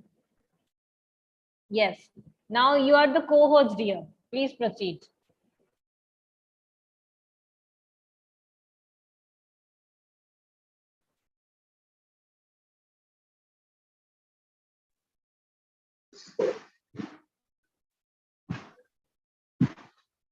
Good morning, everyone. I am Anjali Jasnani, BBA first year from BBA first year, pursuing from Indore Management Institute. Today, I am going to speaking about clean water and sanitization. Ensure availability and sustainable management of water and sanitization for all. 1 in 3 people live without sanitization. This is causing unnecessary diseases and death. Although huge strides have been made with access to clean drinking water, lack of sanitization in undermining these advances. If we provide affordable equipment and education in hygiene practices, we can stop the senseless suffering and loss of life. Now we can talk about targets. Everyone can help to make sure that we meet the global goals. Use these 8 targets to ensure clean water and sanitization for all. Safe and affordable drinking water and open defecation and provide access to sanitization and hygiene. Improve water quality, wastewater treatment and safe reuse. Increase water use efficiency and ensure fresh water supplies. Implement integrated water resources and management. Protect and restore water-related ecosystems. Expand water and sanitization to support developing countries. Support local engagement in water and sanitization management. Now, things to do. Don't overuse water. Make sure to close a tap when washing dishes. Take short showers. Bathtub requires gallons more water than a 5 to 10 minute shower. Consider getting a water meter to be aware of your water usage. Organize a cleanup project for rivers and oceans. Engage your whole community to clean up a local river, seaside, or an ocean. Run a campaign on hygiene, raise awareness about the hygiene issues in your community through social media. School, university campaign, or even a campaign in the neighborhood you live in. 4 billion people lack of access to basic sanitization services. Lend your voice to talk about the lack of toilets in many communities around the world. Now, what are the challenges we face? Every year, millions of people, most of them children, die from diseases associated inadequate water supply, sanitization, and hygiene. More than 2.5 billion people have gained access to improved drinking water sources in 1990, but 66 billion people are still without between 1990 and 2015. The proportion of the global population using an improved drinking water source increased from 76% to 91%. However, each day nearly 1,000 children die due to preventable water and sanitization related diseases. Why it is important? Clean water is crucial to survival and its absence can impact the health, food security and livelihood. Families across the world, although our planet has the world. Clean water supply for all bad economics and poor infrastructure can skip supply unforgettable. Hydropower is one of the most crucial and widely used renewable resources of energy. Thank you for giving me this opportunity. Thank you, dear. Thank you. And your smile is wonderful, dear. It's the most beautiful smile. Would you like to do this gesture? Yes, ma'am. Okay, that's very good. That's very good, dear. Yeah. So, Dr. Parul Sharda, ma'am, please proceed with the further student. Yes, ma'am. Ma'am, now Manaswani Mishra, Imperial College, Bargar. Okay. Manaswani, are you there? Yes, ma'am. Yes, please proceed. Please proceed, Manaswani. Namaste, I am Manashini Mishra from Imperial College, BA Secondary Education. As I had major cases SDG 3 and goal 3 is quite similar to goal 6. Kindly consider my today's speech. Health is the biggest wealth for a human being in his or her life, entire life. One can survive without excess money, but can survive without good health. Health is something that we can buy with money, but we can take care of it and we can cure it when needed with the help of God. If a person is not having good health, he will not to be able to enjoy his or her life to the fullest. Ensuring health lives and promoting well-being and at all ages is essential to sustainable development. Before the pandemic, major progress was made in improving the health of millions of people. Significant studies were made in increasing life expectancy and reducing some of the common killers associated with the child and maternal mortality. Good health is one of the main elements of happiness that a person needs to his or her life. We can see various people around us that are happy without having a lot of money. However, they're happy because they have good health and they enjoy their lives. We can also see many people that are having a lot of money and are rich enough to buy anything that want, but still they are not totally happy.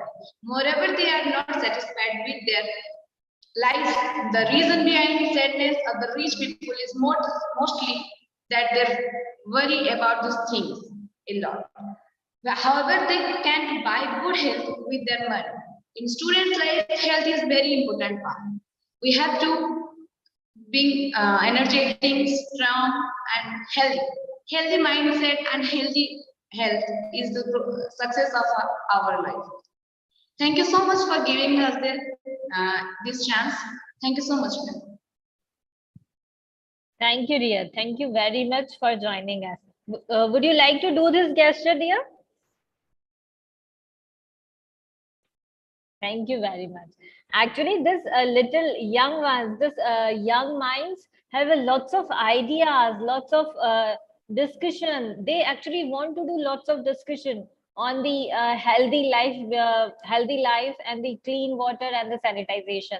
So thank you, dear. Thank you very much for joining us. Thank you. So Dr. Parul Sharda, ma'am. Yes, ma'am. Do Ma'am, we we have have, some students? yes, ma'am, one more last student from our institute. Aman Maheshwari, are you there? Aman Maheshwari, BBA second year student, are you there? I think in participants list we need to check. Yes, Aman Maheshwari is there. I would like to request technical team, please make co-host Aman Maheshwari.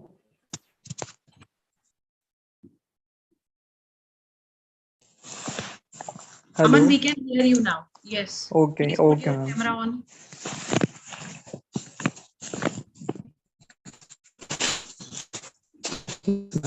Clean, accessible water for all is an essential part of the world. We want to live in and there is a sufficient fresh water on the planet to achieve this. However, due to bad economics or poor infrastructure, millions of people, including children, die every year from diseases associated with inadequate water supply, sanitation, and hygiene. Coming to my topic, good morning, one and all who are present here. I am Aman Maheshwari, student of Indore Management Institute and Research Center. Currently, I am pursuing BBA second year from IMI. Water scarcity, poor water quality, and inadequate sanitation negatively impact food security, livelihood choices, and educational opportunities for poor families across the world. At the current time, more than 2 billion people are living with the risk of reduced access to fresh water resources, and by 2050, at least 1 in 4 people is likely to live in a country affected by chronic or recurring shortages of fresh water. Examples of key issues: safe drinking water planning at country level to achieve the target ownership and governance promotions of political wills, providing safe drinking water supply, full use of traditional systems and site-specific technologies, maintenance of existing systems, rehabilitation and improved operations and maintenance of existing systems, capacity building, human resources and institutional building synergy among partners. How can WASH contribute to the 1000 days? Ensuring all pregnant women can access safe water and clean toilets and can practice good hygiene contributes to reducing material anemia and material environmental anthropology. Ensuring all health facilities have safe water supply and clean functional toilets and hand washing facilities contributes to ensuring deliveries and are safe for mother and children. Thank you.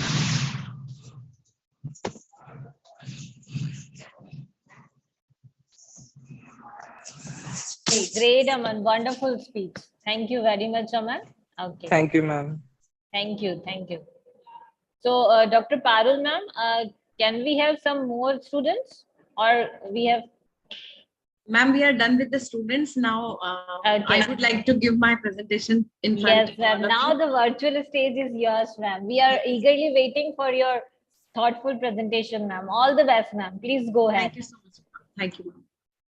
So, I hope my screen is visible to everyone. Yes, ma'am. Yes, thank you so much. So here we are discussing since morning about the SDG goal 6, that is ensuring availability and sustainable management of water and sanitation for all. I am Dr. Parul Sharda from Indore Management Institute, currently heading the Department of Management, and also with the help of Dr. Supriya, my close friend, I am also playing a role of national convener representing my country, India, and discussing about clean water and ensuring availability for the clean water and sanitation for all. Let us start discussing that why SDG 6 is necessary to think and why it is necessary to care about. The world still is facing an unprecedented global threat due to novel coronavirus that we all are facing since March 2020. Still, we have the bad memories of this COVID-19 pandemic. The pandemic has underlined the need for global action to address people's basic requirements. Although the goals have already been announced in 2015 that needs to be achieved by 2030, but in the era of COVID-19 since March 2020, we all have realized that why it is important to reach and why it is important to achieve these SDG goals for a better life and for a healthy planet to live. When we witnessed global pandemic, we found that it was the immunity building and conscious lifestyle that we all have to be concerned, and we all were concerned about. And we also found that the people who are having less immunity and who are not following a healthy lifestyle were the ones who were suffered a lot in this pandemic. And in view of this pandemic scenario that we had faced, the fate of SDG 6, ensuring availability and sustainable management of water and sanitation for all, becomes more critical.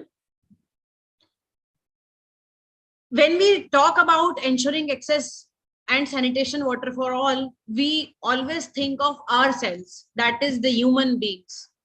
We need to think about the whole ecosystem, the whole biomes, which are interrelated to each other for developing a healthy ecosystem for all. We need to think of what the life below water and life on land as well. We need to think about the trees, and this way we can use and we can utilize the water, and we can use the water with a conscious efforts.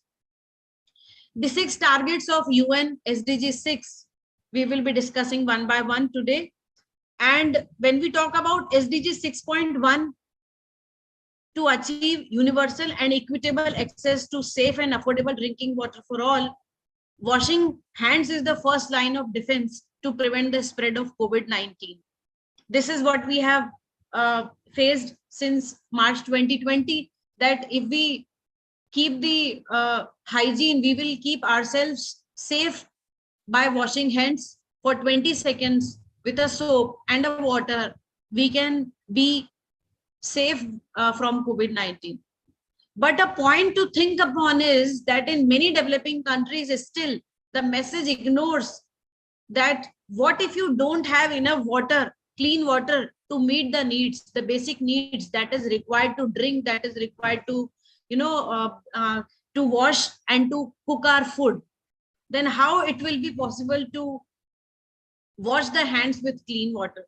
This is one of the things that has been ignored. And this is one of the things that needs to be taken care of when we are discussing at this global platform. How the water can be made available for clean drinking first, and then we can make the other hygiene requirements, can make the water available for other hygiene requirements. This is the scenario that we can see, that proportion of population using a hand washing facility with soap and water. We can see that the dark green color, which you can see, only 50 countries in this particular region, only the people which are able to use the clean water for washing their hands is this. And the light green, the darker than the light green area, which is reflecting in Pakistan and India, and this side is the people who are using the clean water. And the light green part, which you can see in this graph, is the people to which the clean water is available for washing the hands. This message, this particular picture, I really like this picture, that we need to stop microbes and use good hygiene. After doing all these kind of activities, we must be very well aware. We must use the water very consciously, that it must be saved for other uses like cooking, eating, and drinking.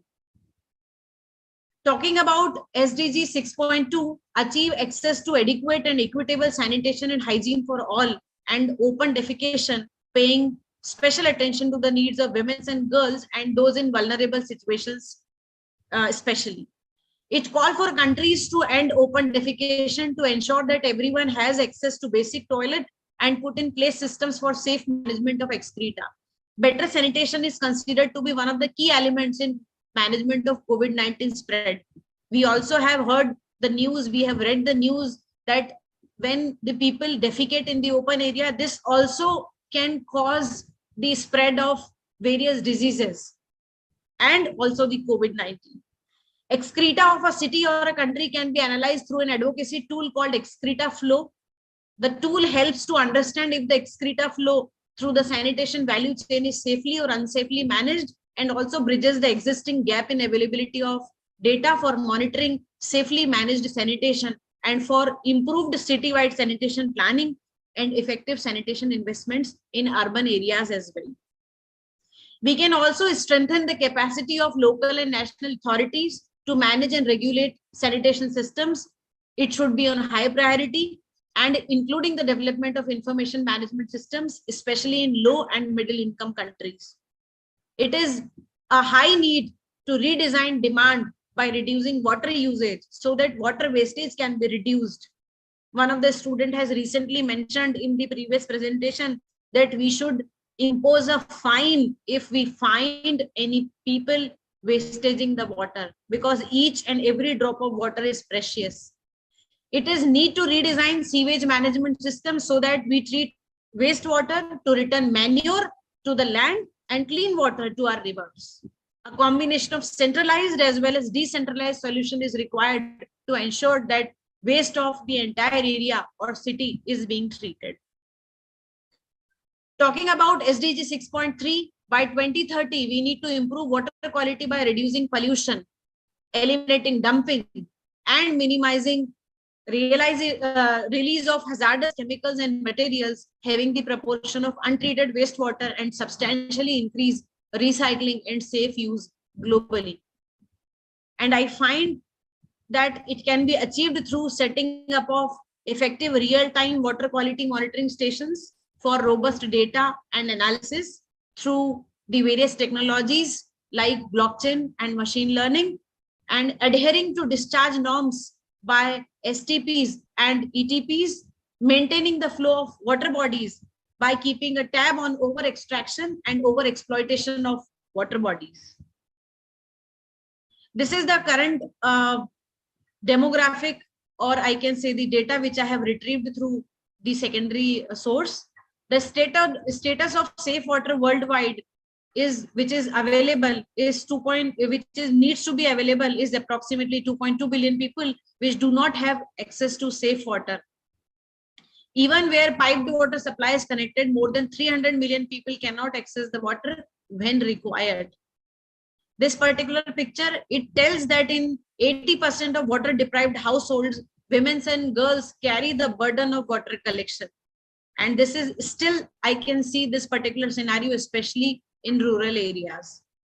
This particular picture tells that if the polluted water, if we consume polluted water, there are many diseases like diarrhea, cholera, and the diseases which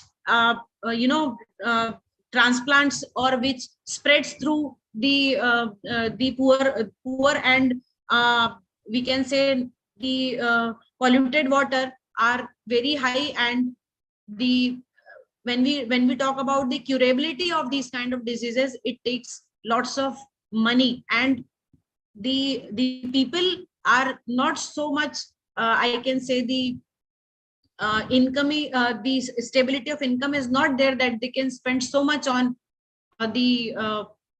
what we can say is in these kind of diseases. Moving ahead, in 2020, 1 in 4 people lacked safely managed drinking water, and by 2030 we have to achieve this. By 2030, at this rate, 1.6 billion people will still lack safe drinking water at home.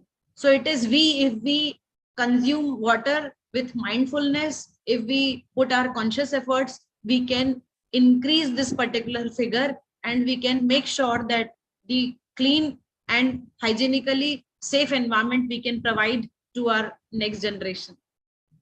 Talking about SDG 6.4, substantially increase water use efficiency across all sectors and ensure sustainable withdrawals and supply of fresh water to address water scarcity and substantially reduce the number of people suffering from water scarcity.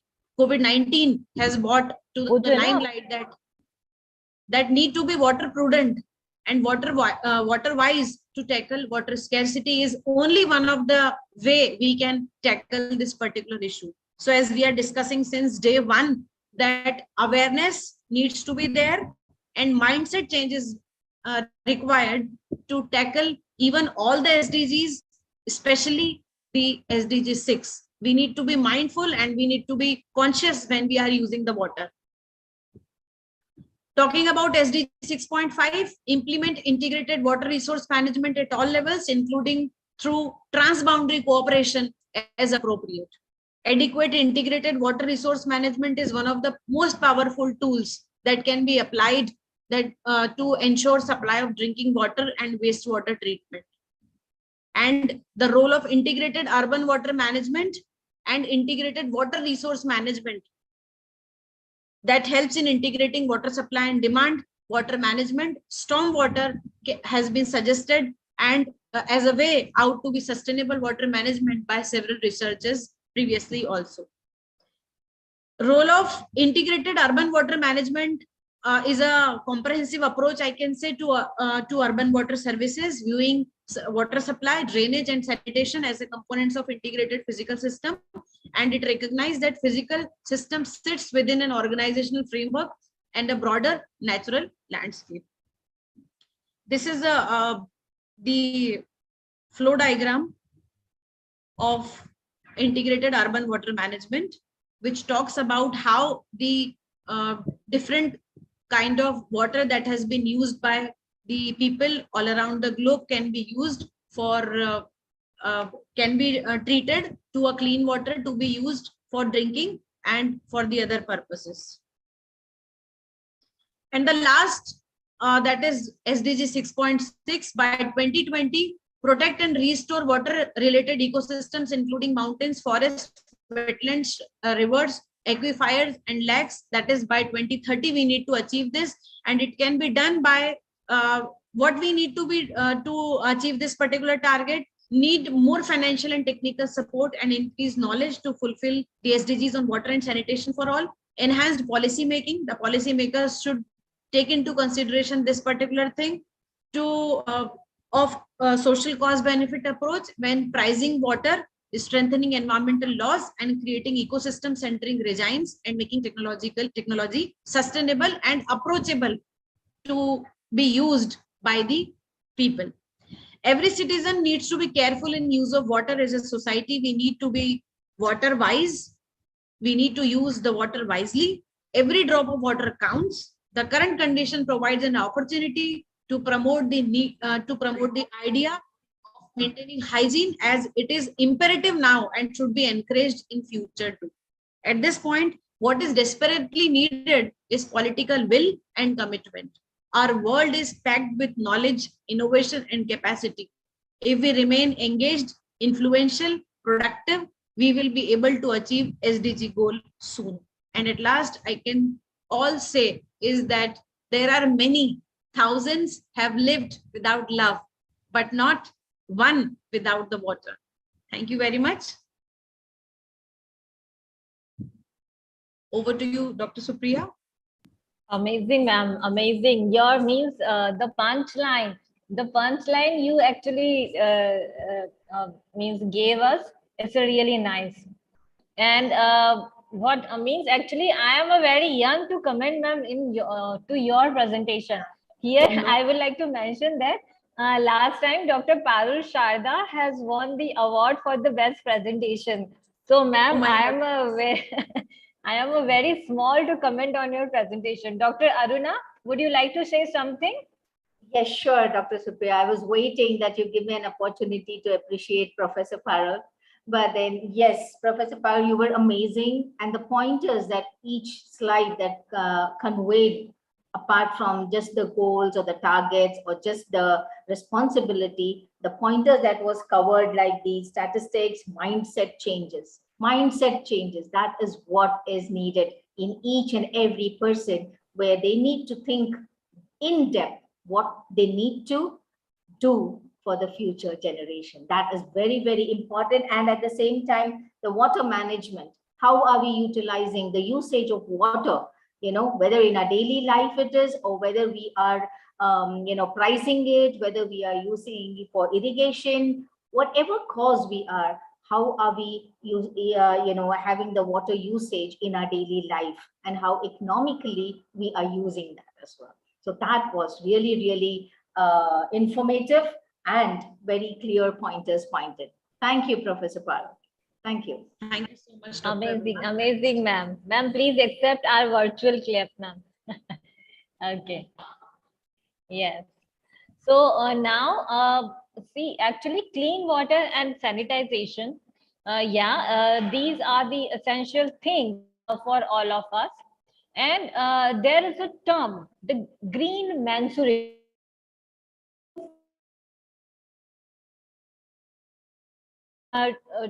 Because in this ultra modern world, there are lots of e-wastage, and in terms of the green mensuration, we focus to the biodegradable pads, sanitary pads. Okay, so for this, as I discussed with the Dr. Parul Sharda ma'am, Witty Gossip Association has collaborated with the brand, the Switch to Sakhi. Switch to Sakhi is a brand who provides low-cost biodegradable sanitary pads. And the Indore Management Institute and Research Center is going to associate with the team of the Switch to Sakhi to promote these biodegradable pads in the institute itself. So to further enlighten us about the green mensuration, today we have Shilpi Upadhyay ma'am, soft skill trainer from the Oriental University Indore. So now Shilpi ma'am, the stage is yours, ma'am.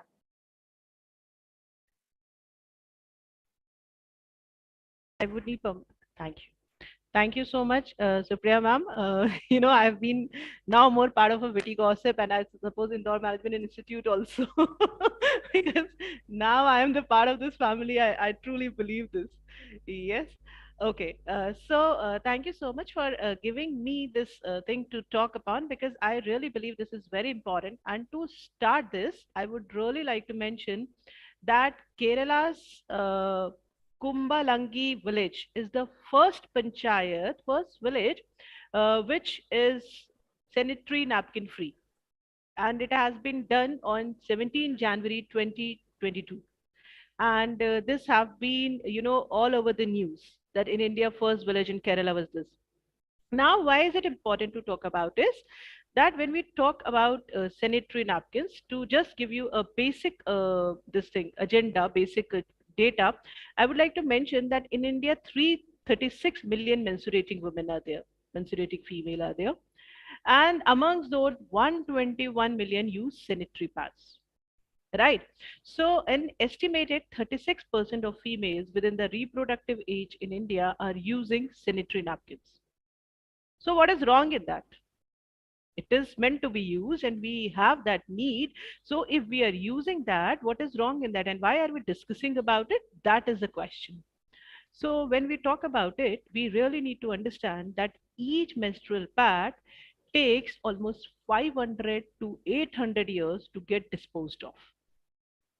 One menstrual pad is actually equals to 4 polythenes. Right. And we are discussing and we are regularly talking about that how to dispose polythene, how to use, how to stop using polythenes. There are various companies who have definitely worked on this, but then why are they working on this? We really need to understand few data about it.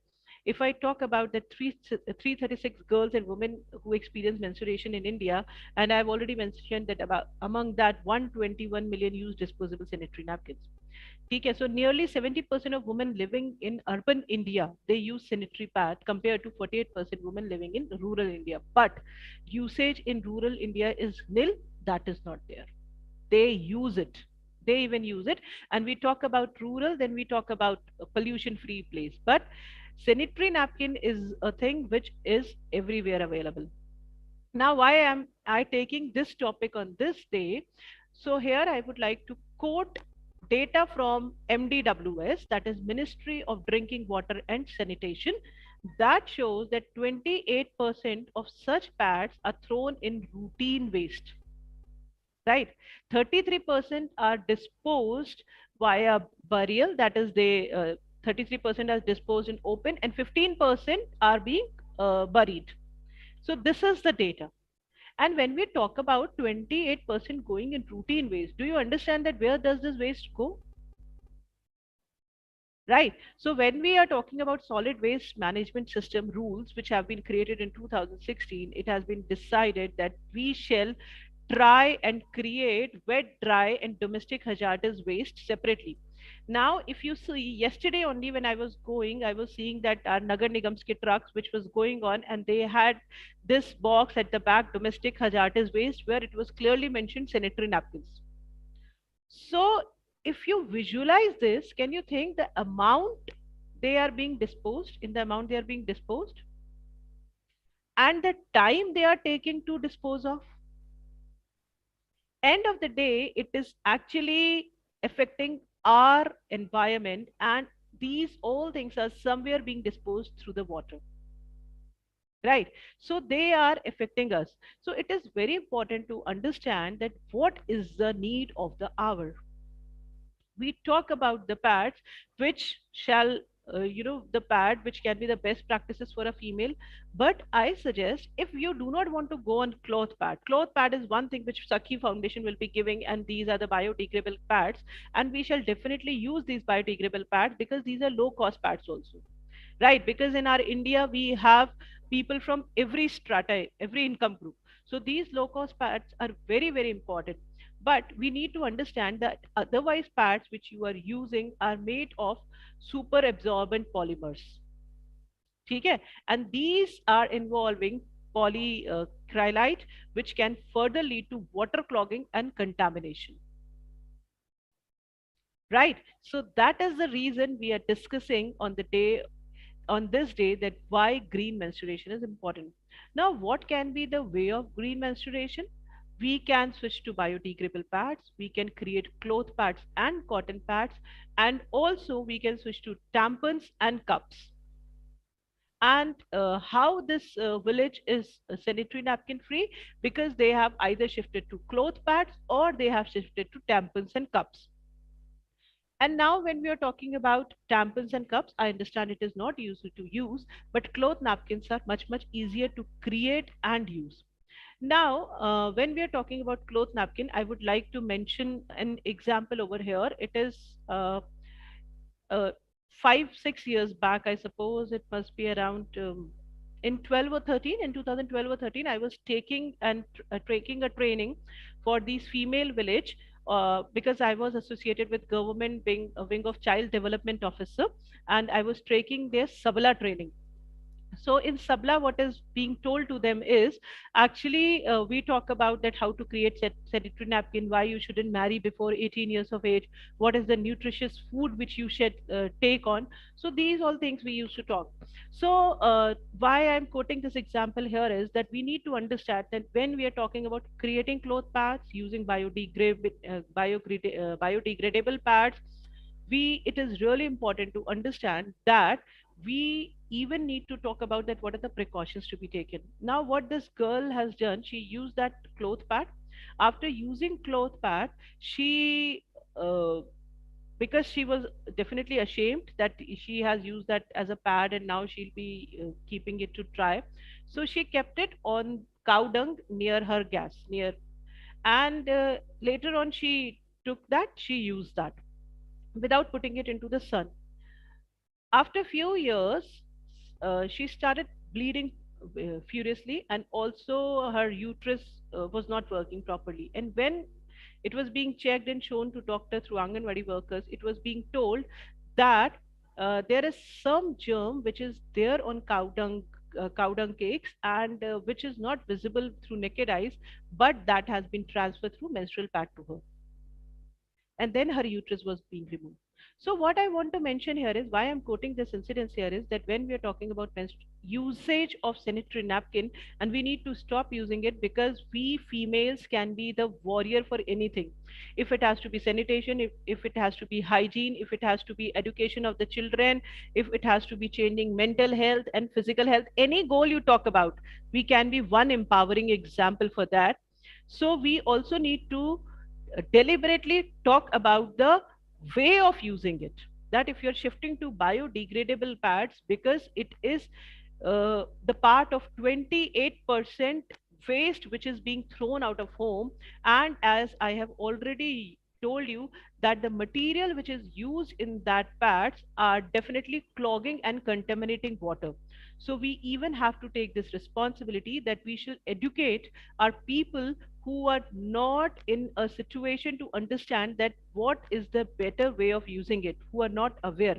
So we shall encourage using cloth pad, tampons, cups, and biodegradable pads, which can be made through other few ways also. And along with that, we shall educate them that what is the right way of using this. That is even important. And also, as Saki is talking about using biodegradable pad, and they will be definitely offering it at very low cost. I would even like to mention that our government has created an initiative of by small scale manufacturers, which is called as Goonj Menstrual Hygiene Initiative, and their tagline was not just a piece of cloth. So it was again around breaking silence, which has been surrounding menstrual hygiene for almost decades, and their initiative was My Pad. So this initiative was launched to make cloth pads more accessible, and I really feel that we shall support these kinds of initiative. We shall not only talk about the females who are using it right now or the generation who is like about to end, but the upcoming generation, the upcoming females, the upcoming ladies, the upcoming teenagers who can be the right medium, because I believe youth have that power, that if you will give any message to youth which has to be delivered strongly, that has to be given by youth, right? So we need to talk about to our young generation so that they can start using this. And thank you. So just I'll say, let's use youth as a weapon for this. Thank you so much. That is what I wanted to say. Amazing, ma'am. Amazing. Means you talked about the green mensuration. Actually, this is the thing. We have to think about it. First, we have to think about it. And then definitely when we started thinking on the green mensuration, so definitely we will be able to adapt all the resources available for the green mensuration. So thank you very much, ma'am. Dr. Aruna, ma'am, would you like to say something about this wonderful speech, ma'am?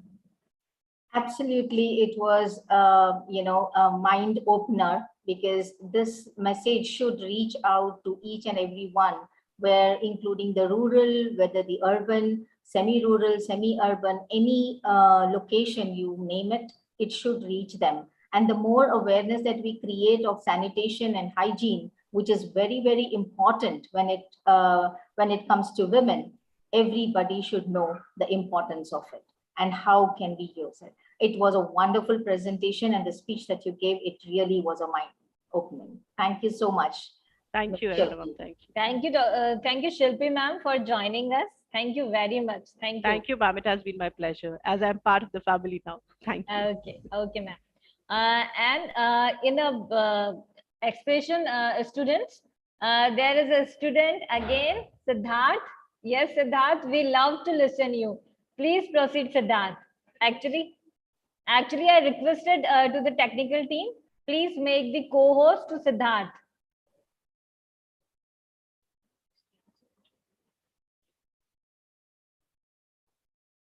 Siddharth, are you there? Siddharth wants to say something. Yes, Siddharth is now co-host.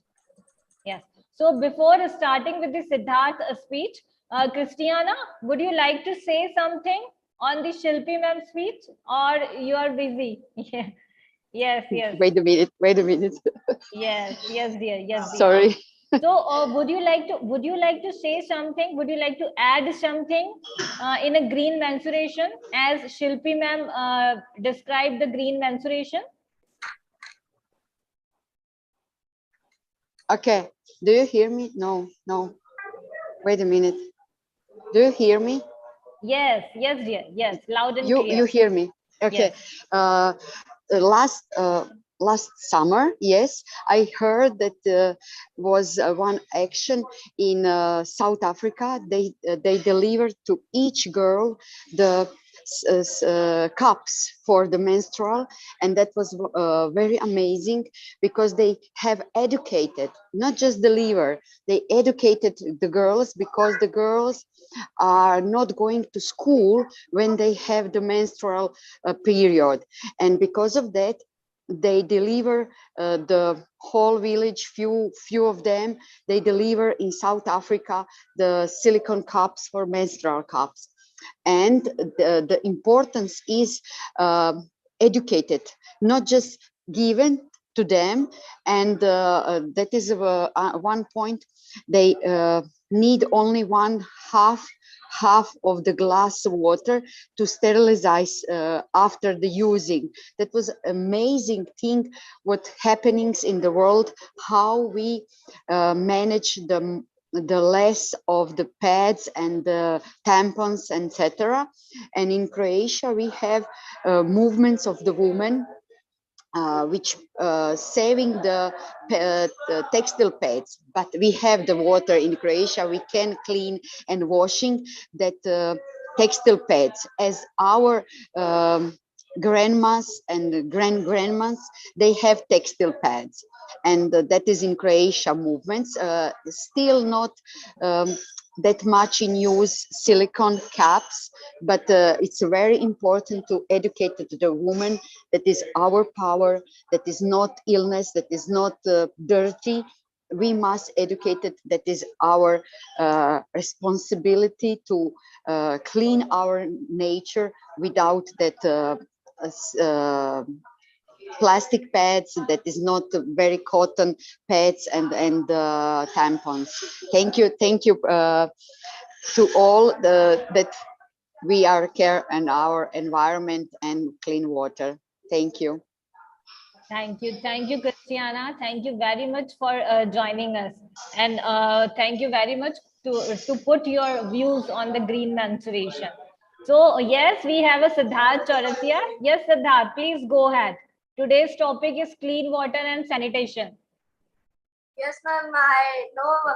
I just came home by my cycle just now, and I am still in my school uniform. Okay.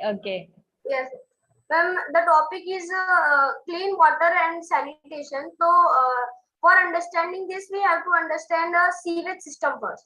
So, sewage system is waste water which is carried away in sewer. And the second system is sewerage system, a network of pipes which carry sewage from its source of the treatment plant. Yes, and sewage and household waste contain large number of diseases causing germs which spread diseases. This sewage water then discharge into water bodies after the sewage treatment. Now, sanitation. Sanitation involves the disposal of mainly human waste. Many places, including many villages, do not have sewerage facilities for the safe disposal of human excreta. Due to disposal of human excreta, due to this, a very large number of our people defecate in the open fields, near railway tracks, and on dry riverbeds, and sometimes directly in water, in ponds, lakes, and rivers, etc. And untreated human excreta is a health hazard. Both the surface water and the groundwater get polluted. The drinking of waste water contaminants with human excretes causes a large number of waterborne diseases like cholera, typhoid, polio, meningitis, hepatitis, and dysentery. And there are two types of waste: biodegradable waste and non-biodegradable waste.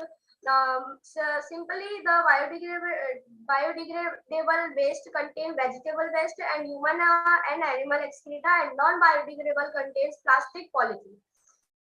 There are three types of normal waste. First is household waste. Most of the household waste come from kitchen. It includes polybags, vegetables, pulling waste from packing waste, water and sewage also come from household waste. Industrial waste. The waste come from office and industries. At the industries, and a huge amount of toxic such as solid, liquid, and gaseous waste are generated. Vehicles produce waste in the form of poisonous gases. Agricultural waste. It comes from the farm and farmers' pesticides such as DDT, BHC, insecticides such as gamerins. There are three types of stages to clean the water. First stage. In the first stage, the sewage is passed through coarse screens or sievers to remove large objects like rags, wood pieces, cans, stick pieces, polythene bags. The liquid material is then passed through grit removal tank. The setting down of heavy particles at the bottom is called sedimentation. Here, the solid matter like sand, silk, and gravel settles to the bottom and are removed. Second stage. After this, the wastewater passes into a primary clarifier. Here, organic materials like faces, sludge, slinky slowly to the bottom, and floating materials like grease and oil float at the surface of water. The sludge is removed with the help of a scraper. Floating materials are removed with a skimmer called digesters, which is the broken down or decomposed by anaerobic bacteria. Dried sludge can be used as fertilizer, and the gas released during this process can be used as biogas fuel. At the end of the stage, fuel smell of sewage water is no more present. The water now obtained is called clarified water. Third stage. In the third stage, the clarified water is passed through an aeration tank. This tank contains anaerobic bacteria. These bacteria rapidly grow and consume organic contaminants like faeces, waste, soap, detergent, and convert them into carbon dioxide. The microbes settle down at the bottom as activated sludge. The top water is removed safely. Sometimes the water chlorine to reduce. Sometimes the water is treated with disinfectants like chlorine to reduce the number of microorganisms, and then it is discharged into the water bodies. Thank you. Thank you very much, Siddharth. Thank you. And actually, means I am saluting your big enthusiasm. Thank you very much, dear. Thank you. Thank you. Yeah. Please accept our virtual clap. So he is the student of Expressions English Private Solutions, and continuously the students of the Express English every day joined us here. Every day joined us, and they enjoyed. They learn a lot. Actually, they are the students. They are the young minds who wants to know about the each and every sustainable development goal. So thank you very much, Siddharth. Thank you very much. And it's a time to say goodbye. And it is a time to say end the meeting. So Dr. Aruna Vadkar, I would like to request you to proceed for the vote of thanks, ma'am. Great. Thank you, Dr. Supriya. Yes. And ma'am, before starting with you, here is a Haripriya Sahu, ma'am, from the Imperial College. Ma'am, thank you very much for all your support, for all your kindness. Thank you, ma'am. Thank you very much, ma'am. Ma'am, would you like to do this gesture again, ma'am? Yes. Thank you, ma'am. Thank you. The best picture of the today's session, ma'am. Thank you. Okay. So please, Dr. Aruna, ma'am, please proceed with the vote of thanks, ma'am. Sure. Thank you so much. And before I go ahead to convey the vote of thanks, I would just like to speak few words regarding today's goal 6 as well. If you permit me, Dr. Supriya. Sure, ma'am. Yeah. So here it's like, you know, when we know that we all have spoken about the clean water and sanitation, which by the UN definition means that by 2030, we need to improve water quality by reducing pollution, eliminating dumping, and minimizing release of hazardous chemicals and materials, halving the proportion of untreated wastewater, and substantially increasing recycling and safe reuse of water globally. But however, how does the water or how is water important to have clean water and the sanitation? Because drinking contaminated water is leading the cause of epidemic disease in developing countries too, as mentioned by all the esteemed speakers. Clean, healthy drinking water is essential. Why? Because drinking clean water, whether it is to adults or the child's proper mental and physical development, which is very, very important. And it plays an important role as well, because the life depends on clean water. Healthy ecosystem provide wildlife habitat and places to fish, paddle, surf, and swim. But apart from that, economy depends on clean water, manufacturing, farming, tourism, recreation, energy production, and other economic sectors. Yes, with all the wonderful pointers pointed out by all our eminent speakers, I would just like to say that you are rich if you have enough to meet your most basic needs. You are rich if you have access to clean water, food, shelter, love, a roof over your head. You have to count your blessings to see that you are rich, richer than you think, if you have a clean environment, a clean water and sanitation. Because the sustainable sanitation of today's goal, which is also the Swachh Bharat Abhiyan, that is Clean India mission, all over the country, they are having different categories to maintain the sustainability of the ecosystem. Swachh Sarvekshan, toilet revolution in China, water issues in developing countries, water point mapping, water sanitation and hygiene, that is WASH, waste picker, water resource management, water scarcity, water security, and also water sensitive urban design. And here I would just want to convey that how important it is that we need to keep our clean and hygiene and sanitation. So I would go ahead and, as Dr. Supriya mentioned, we're going to end up this meeting. And here I would request, my sincere thanks to each and every eminent speaker, our guest of honor, Dr. Ritu Jain, and the following speakers by Professor Kapil Thare and Dr. Sumit Trivedi, who really gave insights on all the pointers of the sanitation, and Manisha, who gave the targets of the all the 6.1 to 6.8, all the targets that we have to maintain in terms of clean water and hygiene. And then Ms. Shilpi Upadhyay, who gave us the clear picture of the women safety and hygiene, which is very important. And the awareness that you're bringing is really commendable. And thank you so much to even our young speakers.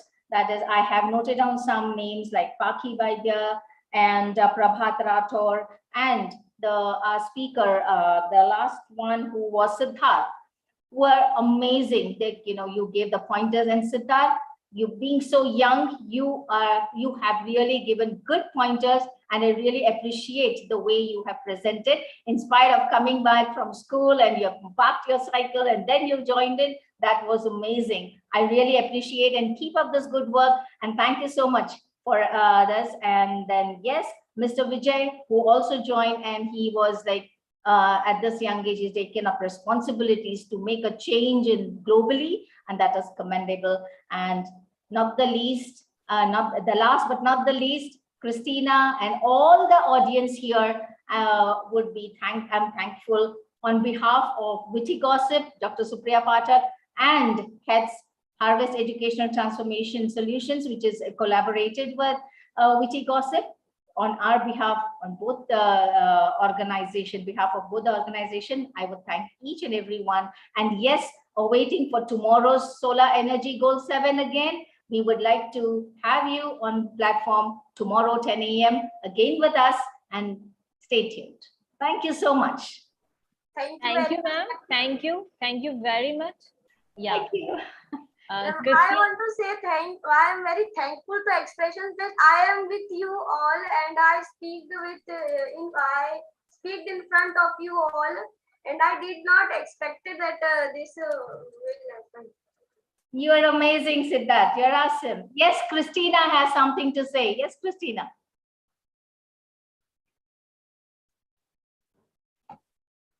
You need to unmute, Christina, please unmute yourself. Just hold on. I can unmute. Yes. Yes, thank you. Deepak wants to say something, please. He wants to say something. He asked in the chat, please. And Okay. thank you all Yes, for yes. this amazing Yes. session. So Thank you. I would like to request technical team, please make co-host Deepak Dhakar.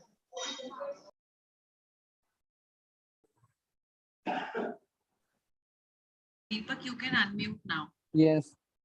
Yes. Can I Please. audible, ma'am? Yes, yes, Deepak. Yeah, please go ahead, Deepak. Okay, thank you, ma'am.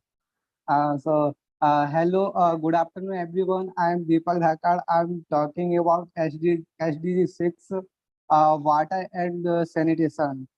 Clean water and cleanliness is very important for all, or if future is to be secured, then please save water and encourage others to save water.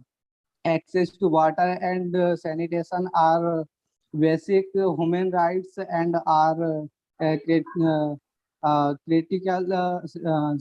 sustainable development challenges. These challenges will only worsen and the impact on people will only increase as competing demands for clean fresh water. Agriculture, households, energy generation, industrial use ecosystems are exaggerated, while the effects of climate change putting more pressure on water quality and ability. This condition will create increasing risk for business, governments, communities, and the environment. Business can contribute to the elimination of this water challenge by adopting a water stewards strategy and that addresses the economic, environment, and social dimensions of water. By adopting stewards, companies are able to make a possible contribution to improved water and sanitation management and governments that addresses their risk while contributing to sustainable development.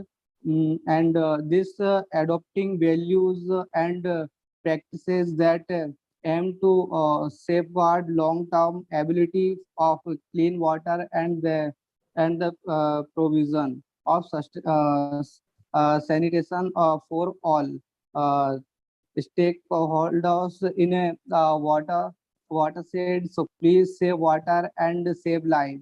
Thank you so much, everyone, and thank you, ma'am. Great. Thank you so much, Deepak. Sorry, go ahead. Thank Yeah. you so much, Deepak, and for these valuable words. And yes, we are departing now. And thank you so much, all the audience and the participants on behalf of Witty Gossip and Harvest Education Transformation. Have a lovely day ahead and let us see you all tomorrow. Thank you so much. Thank you. I want to ask something. Okay, yes, yes, Siddharth, go ahead. जो class है वो रोज 1 बजे खत्म होगी क्या? बेटा actually देखो इसमें ऐसा होता है, हम लोग कोशिश करते हैं कि आपका डेटा जो है ना वो ज्यादा जो है कंज्यूम ना हो, ओके, बट वो क्या होता है बेटा, बहुत सारे स्पीकर्स आ जाते हैं, बहुत सारे लोग आ जाते हैं, तो हमको कैरी करना पड़ता है बेटा, ठीक है। डेटा का प्रॉब्लम नहीं हो, स्कूल से 12 बजे होती है। अच्छा, तो मतलब आप ऐसा चाहते हो कि ज्यादा से ज्यादा लंबा चले, है ना? चलो ठीक ठीक है। Ma'am, this platform is very knowledgeable for students, ma'am. Okay.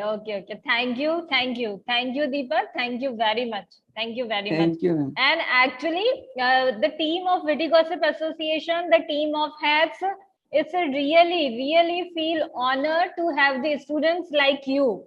And I salute all the spirit of the Expressions English Solutions Private Limited to collaborate with us. Thank you very much, Expression English. Thank you very much, Suman sir. Thank you very much, Bharti ma'am, to collaborate with us. Thank you. So now I would like to request technical team, please end the meeting And tomorrow we will definitely meet with the goal 7, sustainable and the affordable energy for all. So thank you very much for joining us.